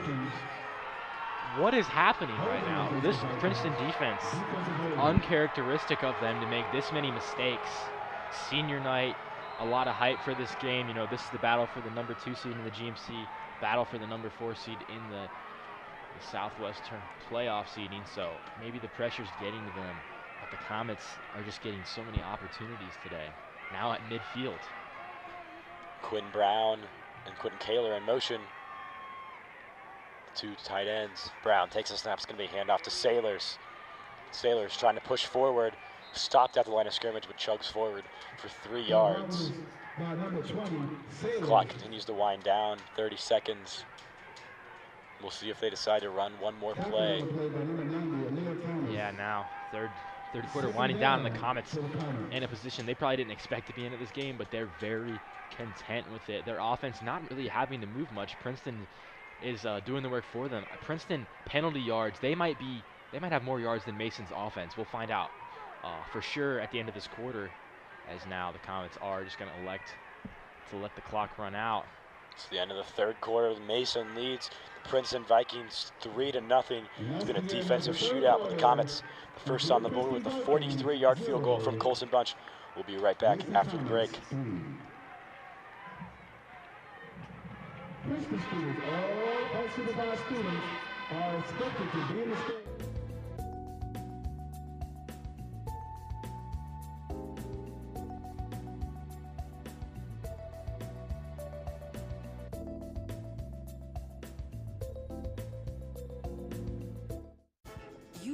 Your house a reality. Homeschooling yourself on loans, color-coding listings, and flushing every toilet in a 20-mile radius. If you can ace house hunting, you can do it for retirement. Get on track with tips at aceyourretirement.org.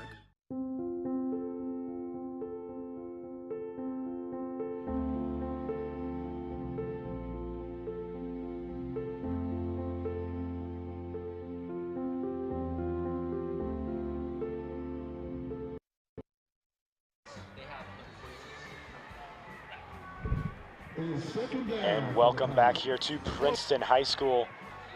The Mason Comets currently lead the Princeton Vikings 3-0. We're going to take one more look at that field goal from Colson Bunch earlier in the third quarter, but we're back now as Larson Brown's looking to take a shot downfield. He's feeling the heat from the Vikings. That one thrown out of bounds. It's very risky. But again, if you're just joining us here in the fourth quarter, I'm Adam Little, joined alongside my partner for this broadcast, who just happens to be my brother, Andrew Little. There's a flag on the field. And that's the first flag against the Comets in a long time, and now I get to bring out the stat. I've been waiting to talk about it. The Comets have 2 penalties on the game right now, and now it's going to be for 15 yards. Princeton, 13 penalties, 146 yards against them. The Comets, for reference, 74 total yards on offense. To double the amount of yardage from penalties compared to what the Comets have on offense. Princeton's beating themselves right now. No other way to put it. Most definitely. And with that, Comets going to be pushed back into their own territory at the 43. 4 receivers in. 11:54 in the fourth quarter. Definitely an exciting game here for Princeton High School as Brown drops back, looking towards the right side of the field. Great coverage by the Vikings, that one. It's going to be Chaz Cole. And Chaz Cole, 3 interceptions. He's tied for the GMC lead. He's been a playmaker in the secondary all season long. And this is the most important play. 3rd and 17, most important play of the game so far. And I don't know if you've seen the camera shaking. That is because Princeton's sideline or stance is going crazy on this series. I can only imagine what they're going to do now on 3rd down. We can feel it. And the Comets definitely feeling the noise and the pressure. Larson Brown needs to deliver an accurate strike here.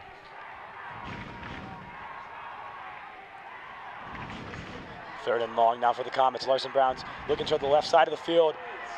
He's looking to find his receiver, and there's going to be a flag on the play. That one, I do think, was pass interference. I don't know. I'm going to have to see the replay on this. That looked like clean coverage to me.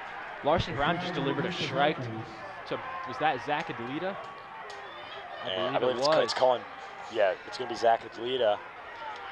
Let's see. Oh, you're right. Yeah, 29. He pushed him away. He wasn't looking at the ball. And not looking at the ball. You get there early. You know, if he was turned around, you could probably excuse the contact, but clearly going for the player, not the ball. Another penalty. It's now a whopping 14 penalties. They're now over 150 yards in penalty yardage. I mean, this is just absurd.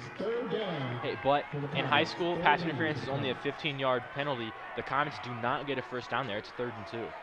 So not as costly as it could be. They're at the professional level, pass interference is a spot play, so they would be getting the ball about the 20-yard line right now.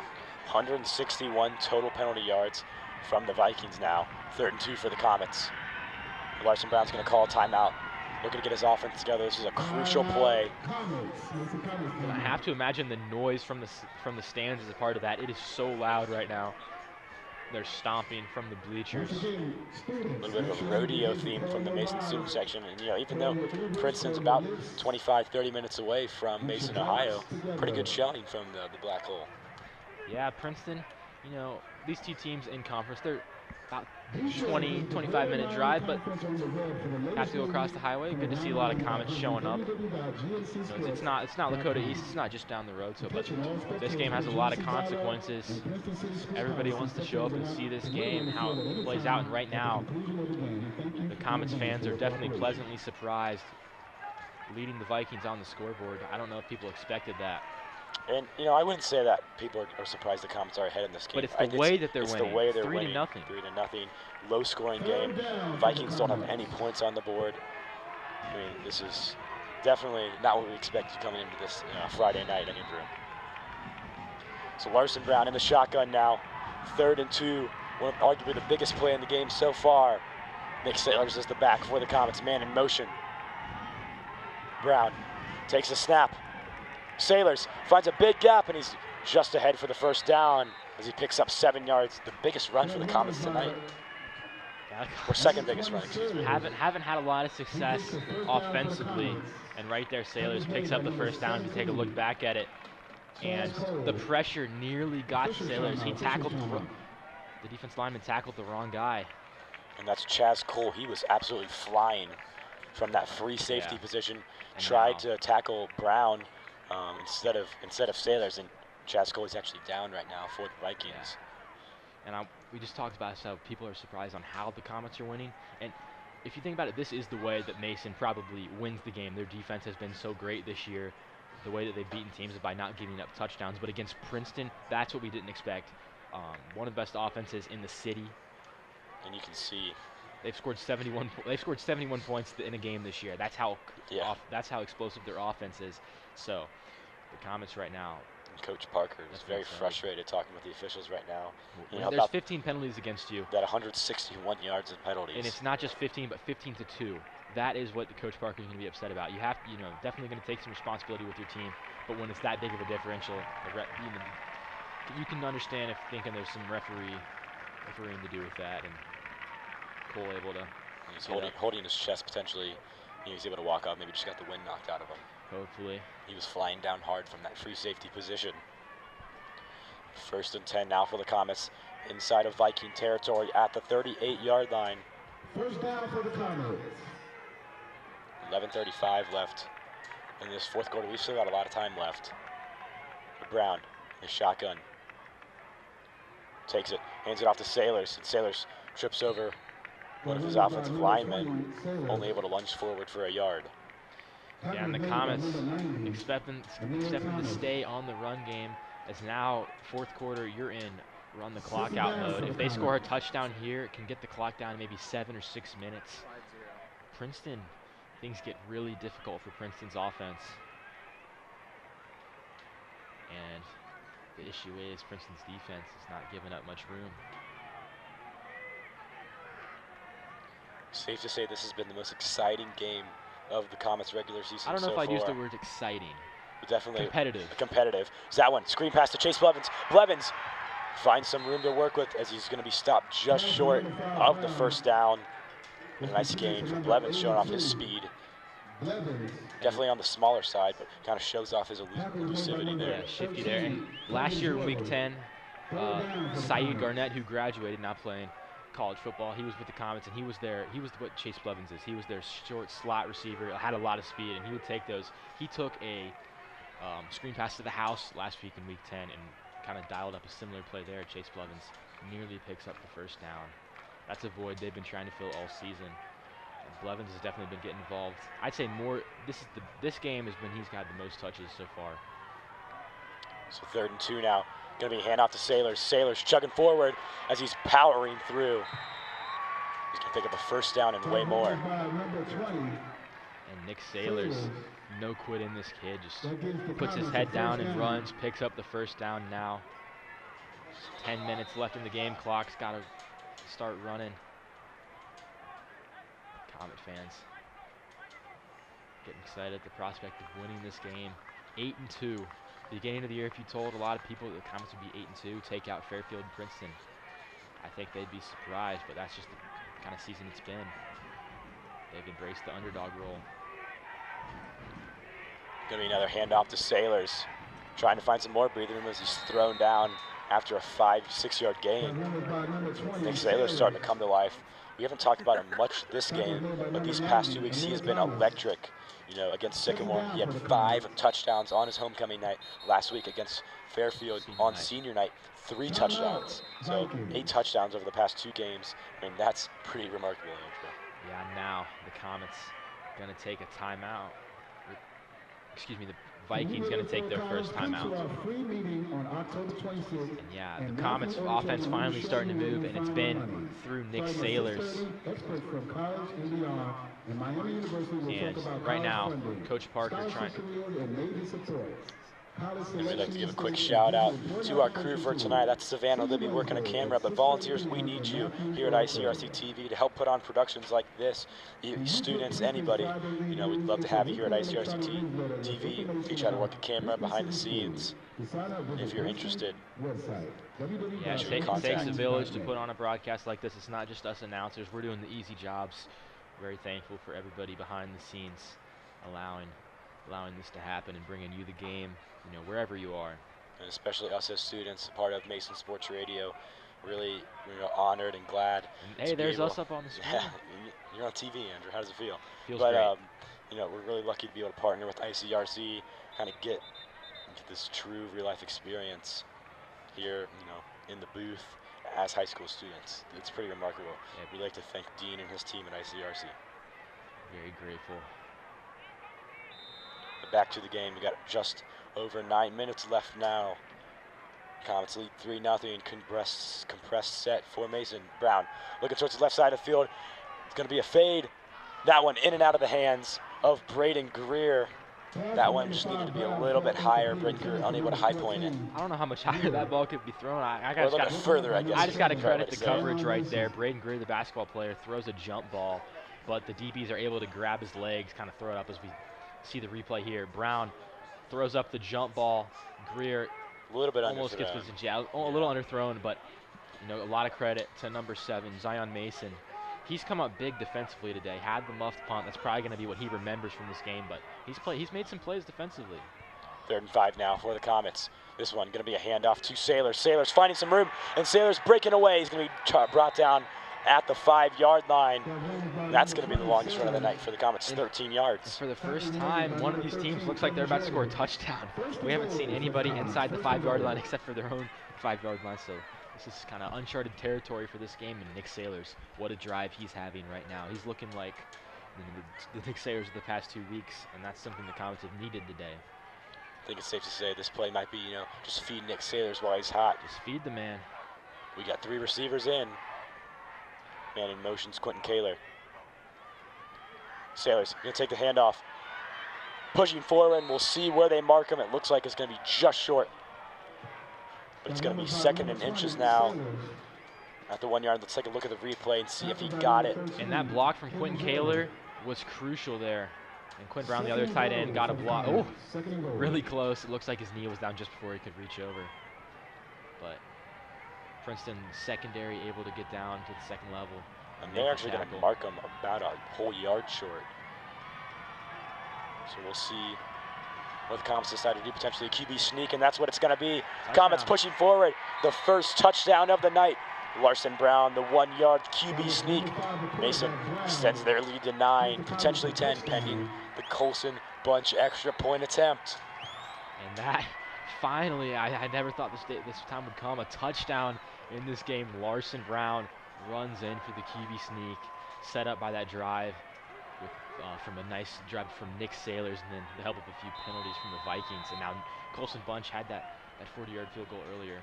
He's back for this extra point. Now 2-score game.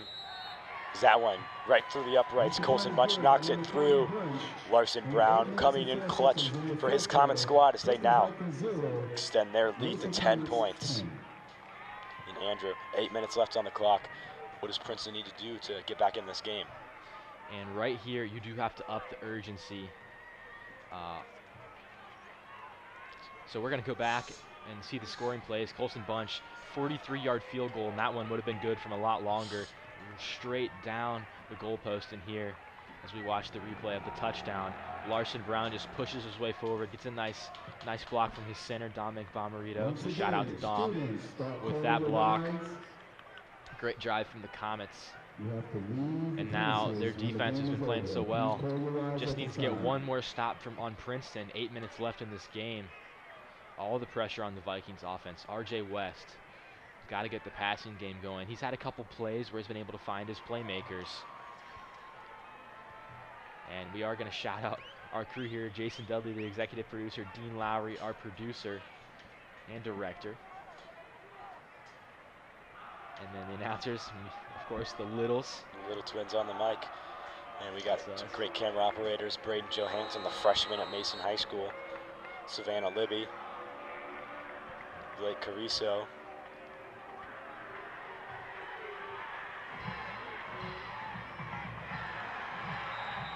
As a nice special teams play by the Comets. Replay producer, Dean Lowry, Cooper Havens working on the graphics. I'd like to thank our crew. And thank you for watching ICRC-TV. Yeah. We said it earlier, it takes a village to run a broadcast. You know, we'd love to have you volunteer. 10-0 the score now. Comets lead the Vikings. And they've played the underdog role all season long. But they'd love to finish their season 8-2. And Andrew, it's safe to say they could be 10-0, definitely 9-1. I think personally they could have and probably should have beat Gahanna-Lincoln in week 1. Absolutely. If you look back on it, that loss, at the time, Gahanna-Lincoln, one of the best teams in Columbus, it looked like a defendable loss. But now, at this, the way they're playing, you think that should have been a win. Definitely not playing up to their level. Lakota West, always a tough loss, but they played really well in the first half. That time, Jake Bates with the coverage, but it's going to be a complete pass from West. And the defense is just stepping up. Jake Bates. We haven't said his name a ton today, but he is the heart and soul of this defense. Makes the tackle there. There's Nick Sailors, who had the great drive offensively, now back out playing defense. West in the shotgun. 4 receivers looking towards the right side of the field. He's got a wide open man. That one's going to be Houston. There's Bates in coverage there. We'll see what this penalty is. It's going to be on the Comets. And there's going to be on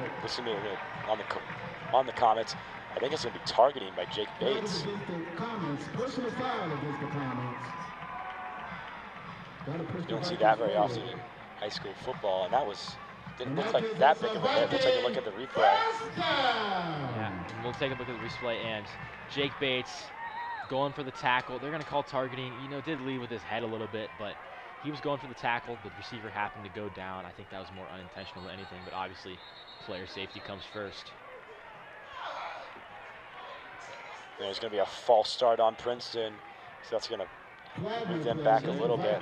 There's a penalty that kind of kills some of the momentum on this drive. Under 8 minutes in this game. You need all the momentum in your favor. You need to have some urgency, keep the offense rolling. And now we've a little bit of a clock issue. It appears on the Princeton scoreboard.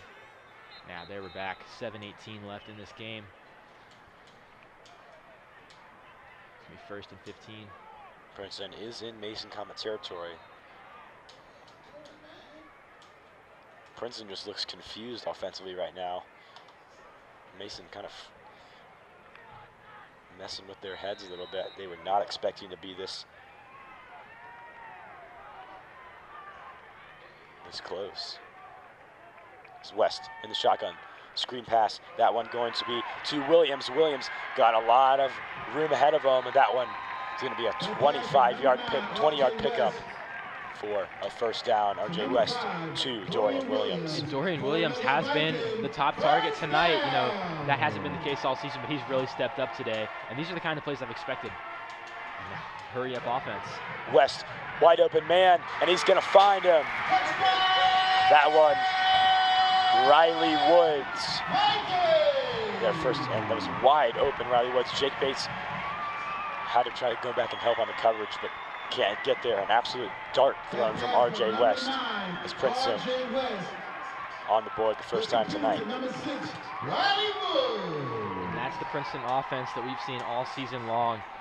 Great offense, or great passing game, and they're Riley Woods, one of the top receivers in the city. Flag on this extra point. It's going to be on the defense, so it will be declined. But definitely, that was huge for Princeton. Drove down the field quickly. Still, just 7 minutes, just under 7 minutes left in the game. A lot of time left. This game is certainly not over. So if they're able to stop Comets, right away on this drive, they can get get back back in this this. pass. West, dart to Woods. Wide open, Krukenberg. Sean Krukenberg just plays a little too shallow right there. He's had a lot of interceptions this season. Maybe got aggressive there.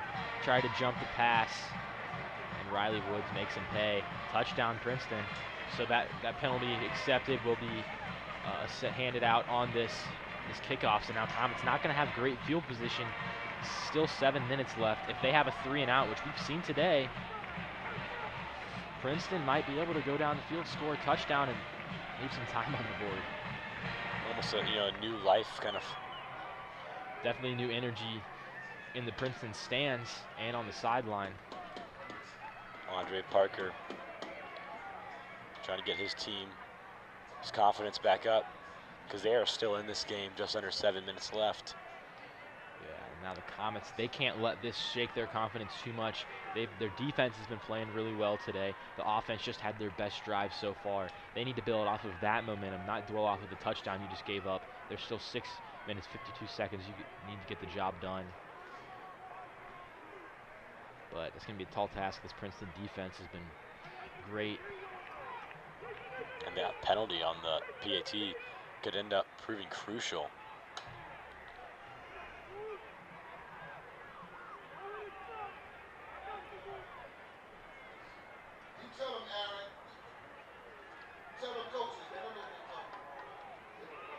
As Mason might be pushed back a little bit.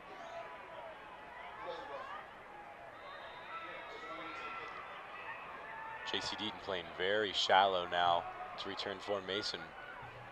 They've only got one returner, which is different to what they normally have. Normally Sean Krukenberg's back there, as well as they're going to send Braden Greer. That one. Great kick. Returned at the 1. Very risky. And J.C. Deaton going to be taken down at the 11-yard line. And didn't look very pretty, but a great kick. Yeah, so J.C. Deaton, I guess he thought that ball was going to bounce backwards and picks it up at the 1-yard line. That looked like it might be a touchdown from our angle. What a kick. And right there, that's where running into the kicker penalty comes up crucial. A 10-yard penalty there, so the kickoff was at the 45-yard line instead. Beautiful kick there from Will Oliver.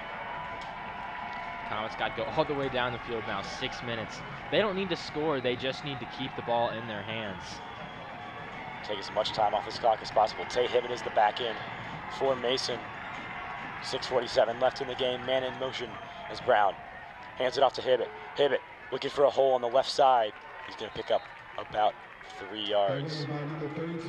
And there's the way that this Princeton defense has been playing so well. That's a good run right there from Hibbett, but only able to pick up 3 yards because they get in the backfield so quickly that he has to not only go forwards, but also maneuver his way around the blocks. And you can see Hibbett is just gassed on the sideline. You also see our all-star photographer, Lily Haller, over there, taking some pictures. But yeah, this entire Mason team is absolutely gassed on the sideline. Yeah, but the Princeton defense also gassed, so yeah. We'll see how this... Second and 6. Brown in the shotgun. The stands are rumbling as Sailor's going to take that one, but he's stuffed right at the line. Comet fans are wanting a face mask, but they're not going to get one. And now, third and 6. This play, absolutely critical for Princeton's defense. They still have 2 timeouts. A field goal ties it, a touchdown would win it. Comets need to get a first down right here. I'd expect some play action here. I mean, this atmosphere is absolutely electric. This feels like the bleachers are going to break right underneath us. Brown in the shotgun, 3rd and 6. He's looking towards the right side. There is a flag on the play. It's going to be a false start on the Comets, and that is detrimental. And all season long, or all game long, it's been Princeton with the penalties. And there, the Comets have a costing one of their own. 3rd and long now. That limits your playbook. Now you have to drop back and throw. But now the safety becomes a concern. Cannot allow a sack here or a turnover. That is the worst case scenario. So 3rd and 11 now. Mason inside of the red zone. The opposite red zone. 4 receiver set. Brown in the shotgun. Drops back. Looking towards the middle of the field. He's going to find Chase Blevins for the first down.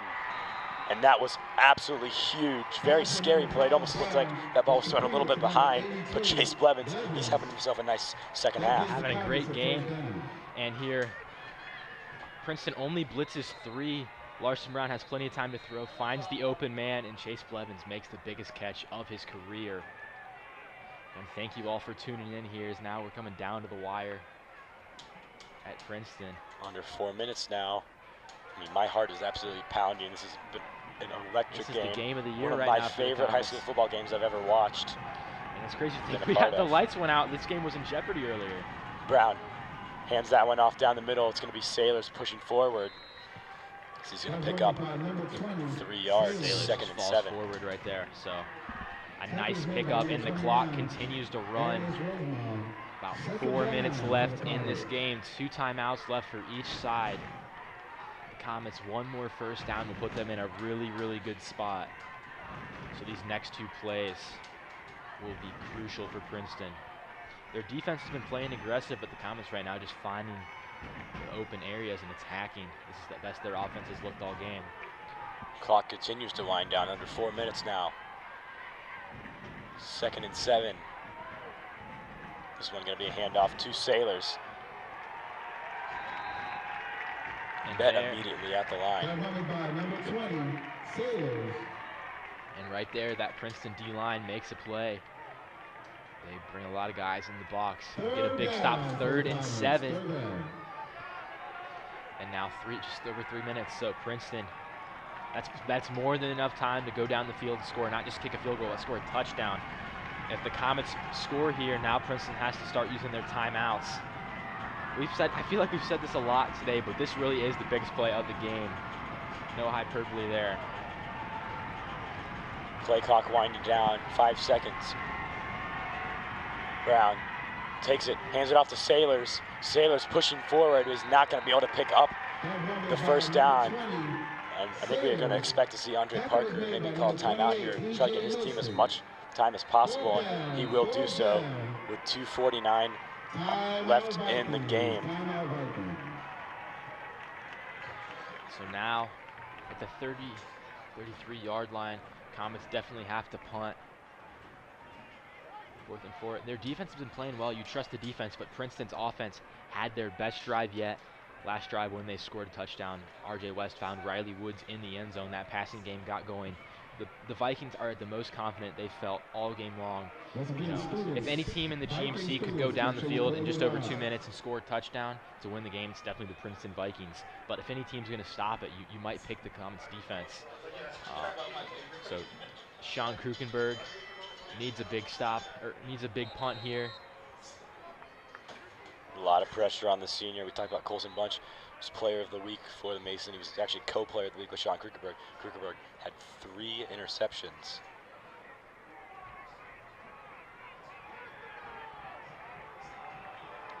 .249 left on the clock. Sean Krukenberg's got to show off that leg of his now. And in fact, the Comets are going to go for it. Oh my goodness, this is risky. So hopefully right here, they're just trying to force the Vikings offsides. We'll see if they actually do run a play. And I don't think they're going to. Yeah. And they don't. I was going to say, my heart just about dropped when I saw Larson Brown on the field. Princeton fans, they're going crazy. Yeah, the Comets were hoping that the atmosphere would get to Princeton. They'd get a little excited and jump. But cold as ice right there. They don't take the bait. And now Sean Krukenberg will go out there to punt it. And if we remember earlier in this game, a punt return was muffed. Comets got the ball back. That's definitely going to be in the head of Zion Mason. And now again, we'll take it back and look at these scoring plays. Colson Bunch had that 43-yard field goal. Larson Brown ran in for the touchdown. Comets got out to a 10-0 lead then just a few minutes ago. RJ West finds his favorite receiver, Riley Woods, for a touchdown. And now here we are, 2 minutes, 49 seconds left. Princeton down 3. Comets punting it. Important to know that each team only has 1 timeout left. So Krugerberg back to punt. He's got to show off that leg of his. And he does. A lot of top spins on this one as this continues to roll. Houston's going to be pushed out of bounds at the 32-yard line. So Princeton trotting onto the field, led by their senior quarterback, RJ West. Just over 2.5 minutes left in this game. If Princeton can drive down the field and score, they can win this game. Keep an eye on that man, Riley Woods, who just fielded that punt. He scored the touchdown. Second leading receiver in the GMC. He had over 100 yards last week, 3 touchdowns. He's the most explosive player on this offense. RJ West, this is the last week of regular season play. RJ West is trying to make his final case on why he should be GMC Player of the Year. This drive honestly could decide it right now. Tight race between him and Mitch Bolden of Dakota West. Got to throw Talon Fisher in there too.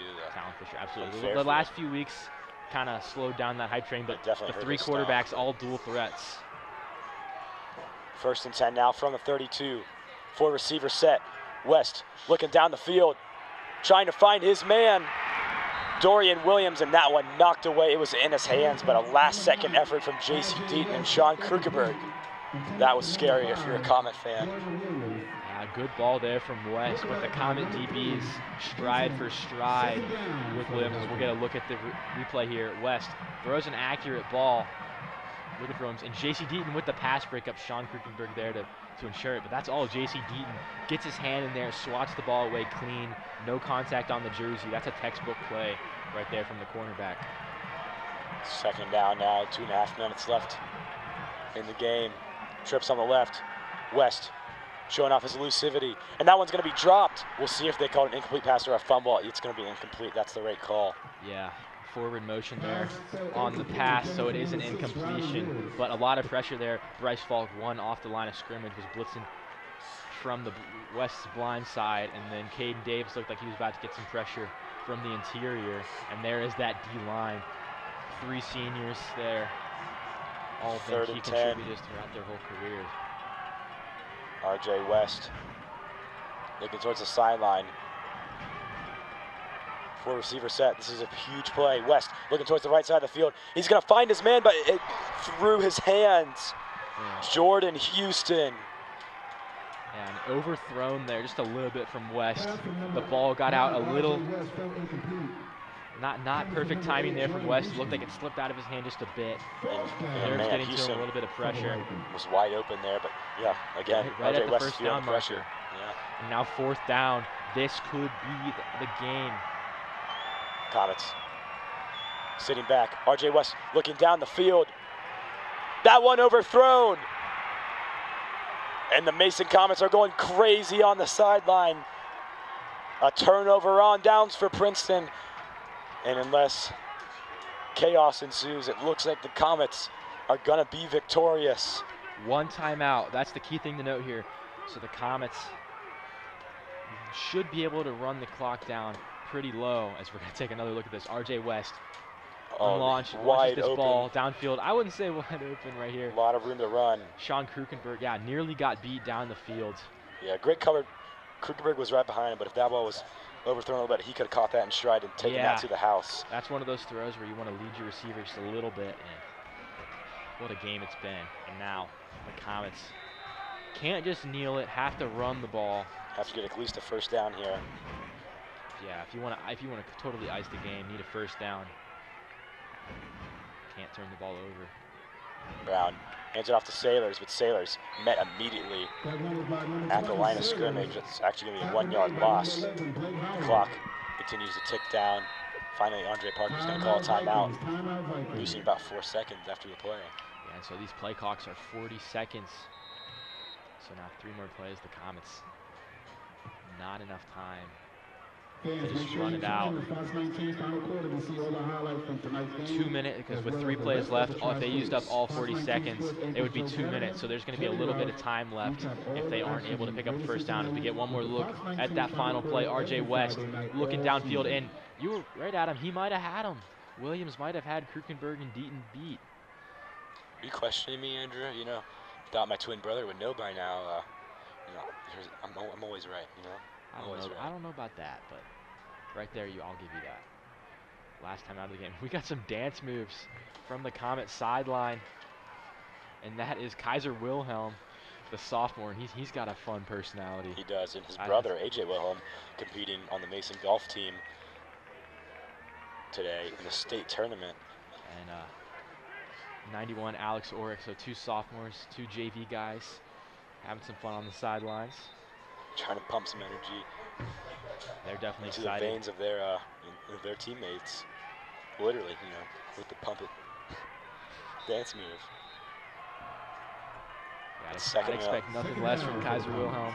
2nd and 11 now. 2:08 left on the clock.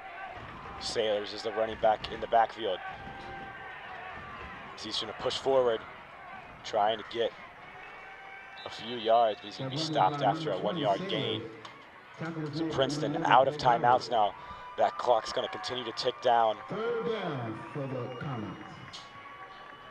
Adam, I mentioned it, there's going to be, you know, a little bit of time left between, you know, 15 and 30 seconds most likely if the Comets can't convert. So Princeton might have another shot for one big play, and they're capable of it. RJ West has found Riley Woods for some 70-yard touchdowns so far this season. They're going to need him to potentially, but let's not get ahead of ourselves. Comets still on offense. 3rd and 10. Clock continues to wind down.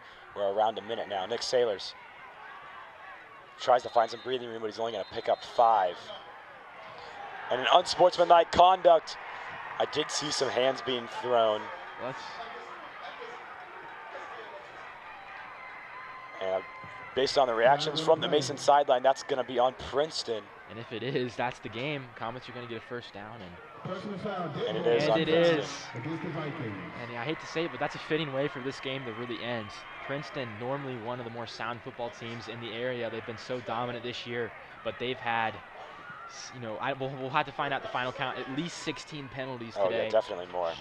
Almost 200 yards. They've had more penalty yards than the Comets have had on offense. We'll try to see here.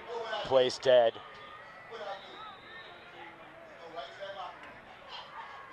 And it must have happened outside of our plane of view. And I think it's going to happen right where Coach Kastner's standing, a little bit to the left of it. The original line of scrimmage right there. He was out of the camera screen. We saw him go out. And you don't see that often there. They take a knee, and Larson Brown got tackled, so it shows the pressure that Princeton's been generating all game, and definitely some animosity between these two teams. Two terrific seasons. And discipline really was the deciding factor. The Comets played a clean bill of football. Princeton made too many mistakes. The Comets' defense was spectacular, and now they're going to take one more snap in the greatest formation in football, the victory formation. The Comets upset the Princeton Vikings. Nearly had some theatrics there, and that is our final.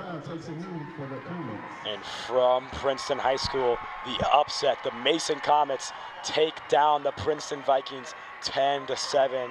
And how about that, Andrew? You know, I shouldn't say that we weren't expecting a Comet win here, but in the fashion it happened, we were expecting a high-powered game. The electric Princeton offense was shut down by the Mason defense today. And that's going to be the final here from Princeton High School. I've been Adam Little, joined alongside my partner for tonight's broadcast, Andrew Little. And we're going to talk a little bit more about the playoffs now. Mason likely has a 4 seed now. Yeah, likely jumping up to the 4 seed. We'll wait for some official confirmation tomorrow once all the games from tonight have played out. The top 3 seeds being Moeller, Lakota West, and Elder. So the Comets now in position to have 2 home football games in the playoffs, assuming they win next round. Princeton going to drop down somewhere between the 5 and 7 seeds. They still will have a home playoff game in week 1, but if they're able to move on past that one, they would be away. So critical, so major shakeout from this game. Comets finished second in the GMC behind Lakota West. Both these teams had terrific regular seasons, as that's going to wrap up the regular season. What a great year it's been for the Comet football. I've been Andrew Little here with Adam Little. Thank you for tuning in to ICRC-TV.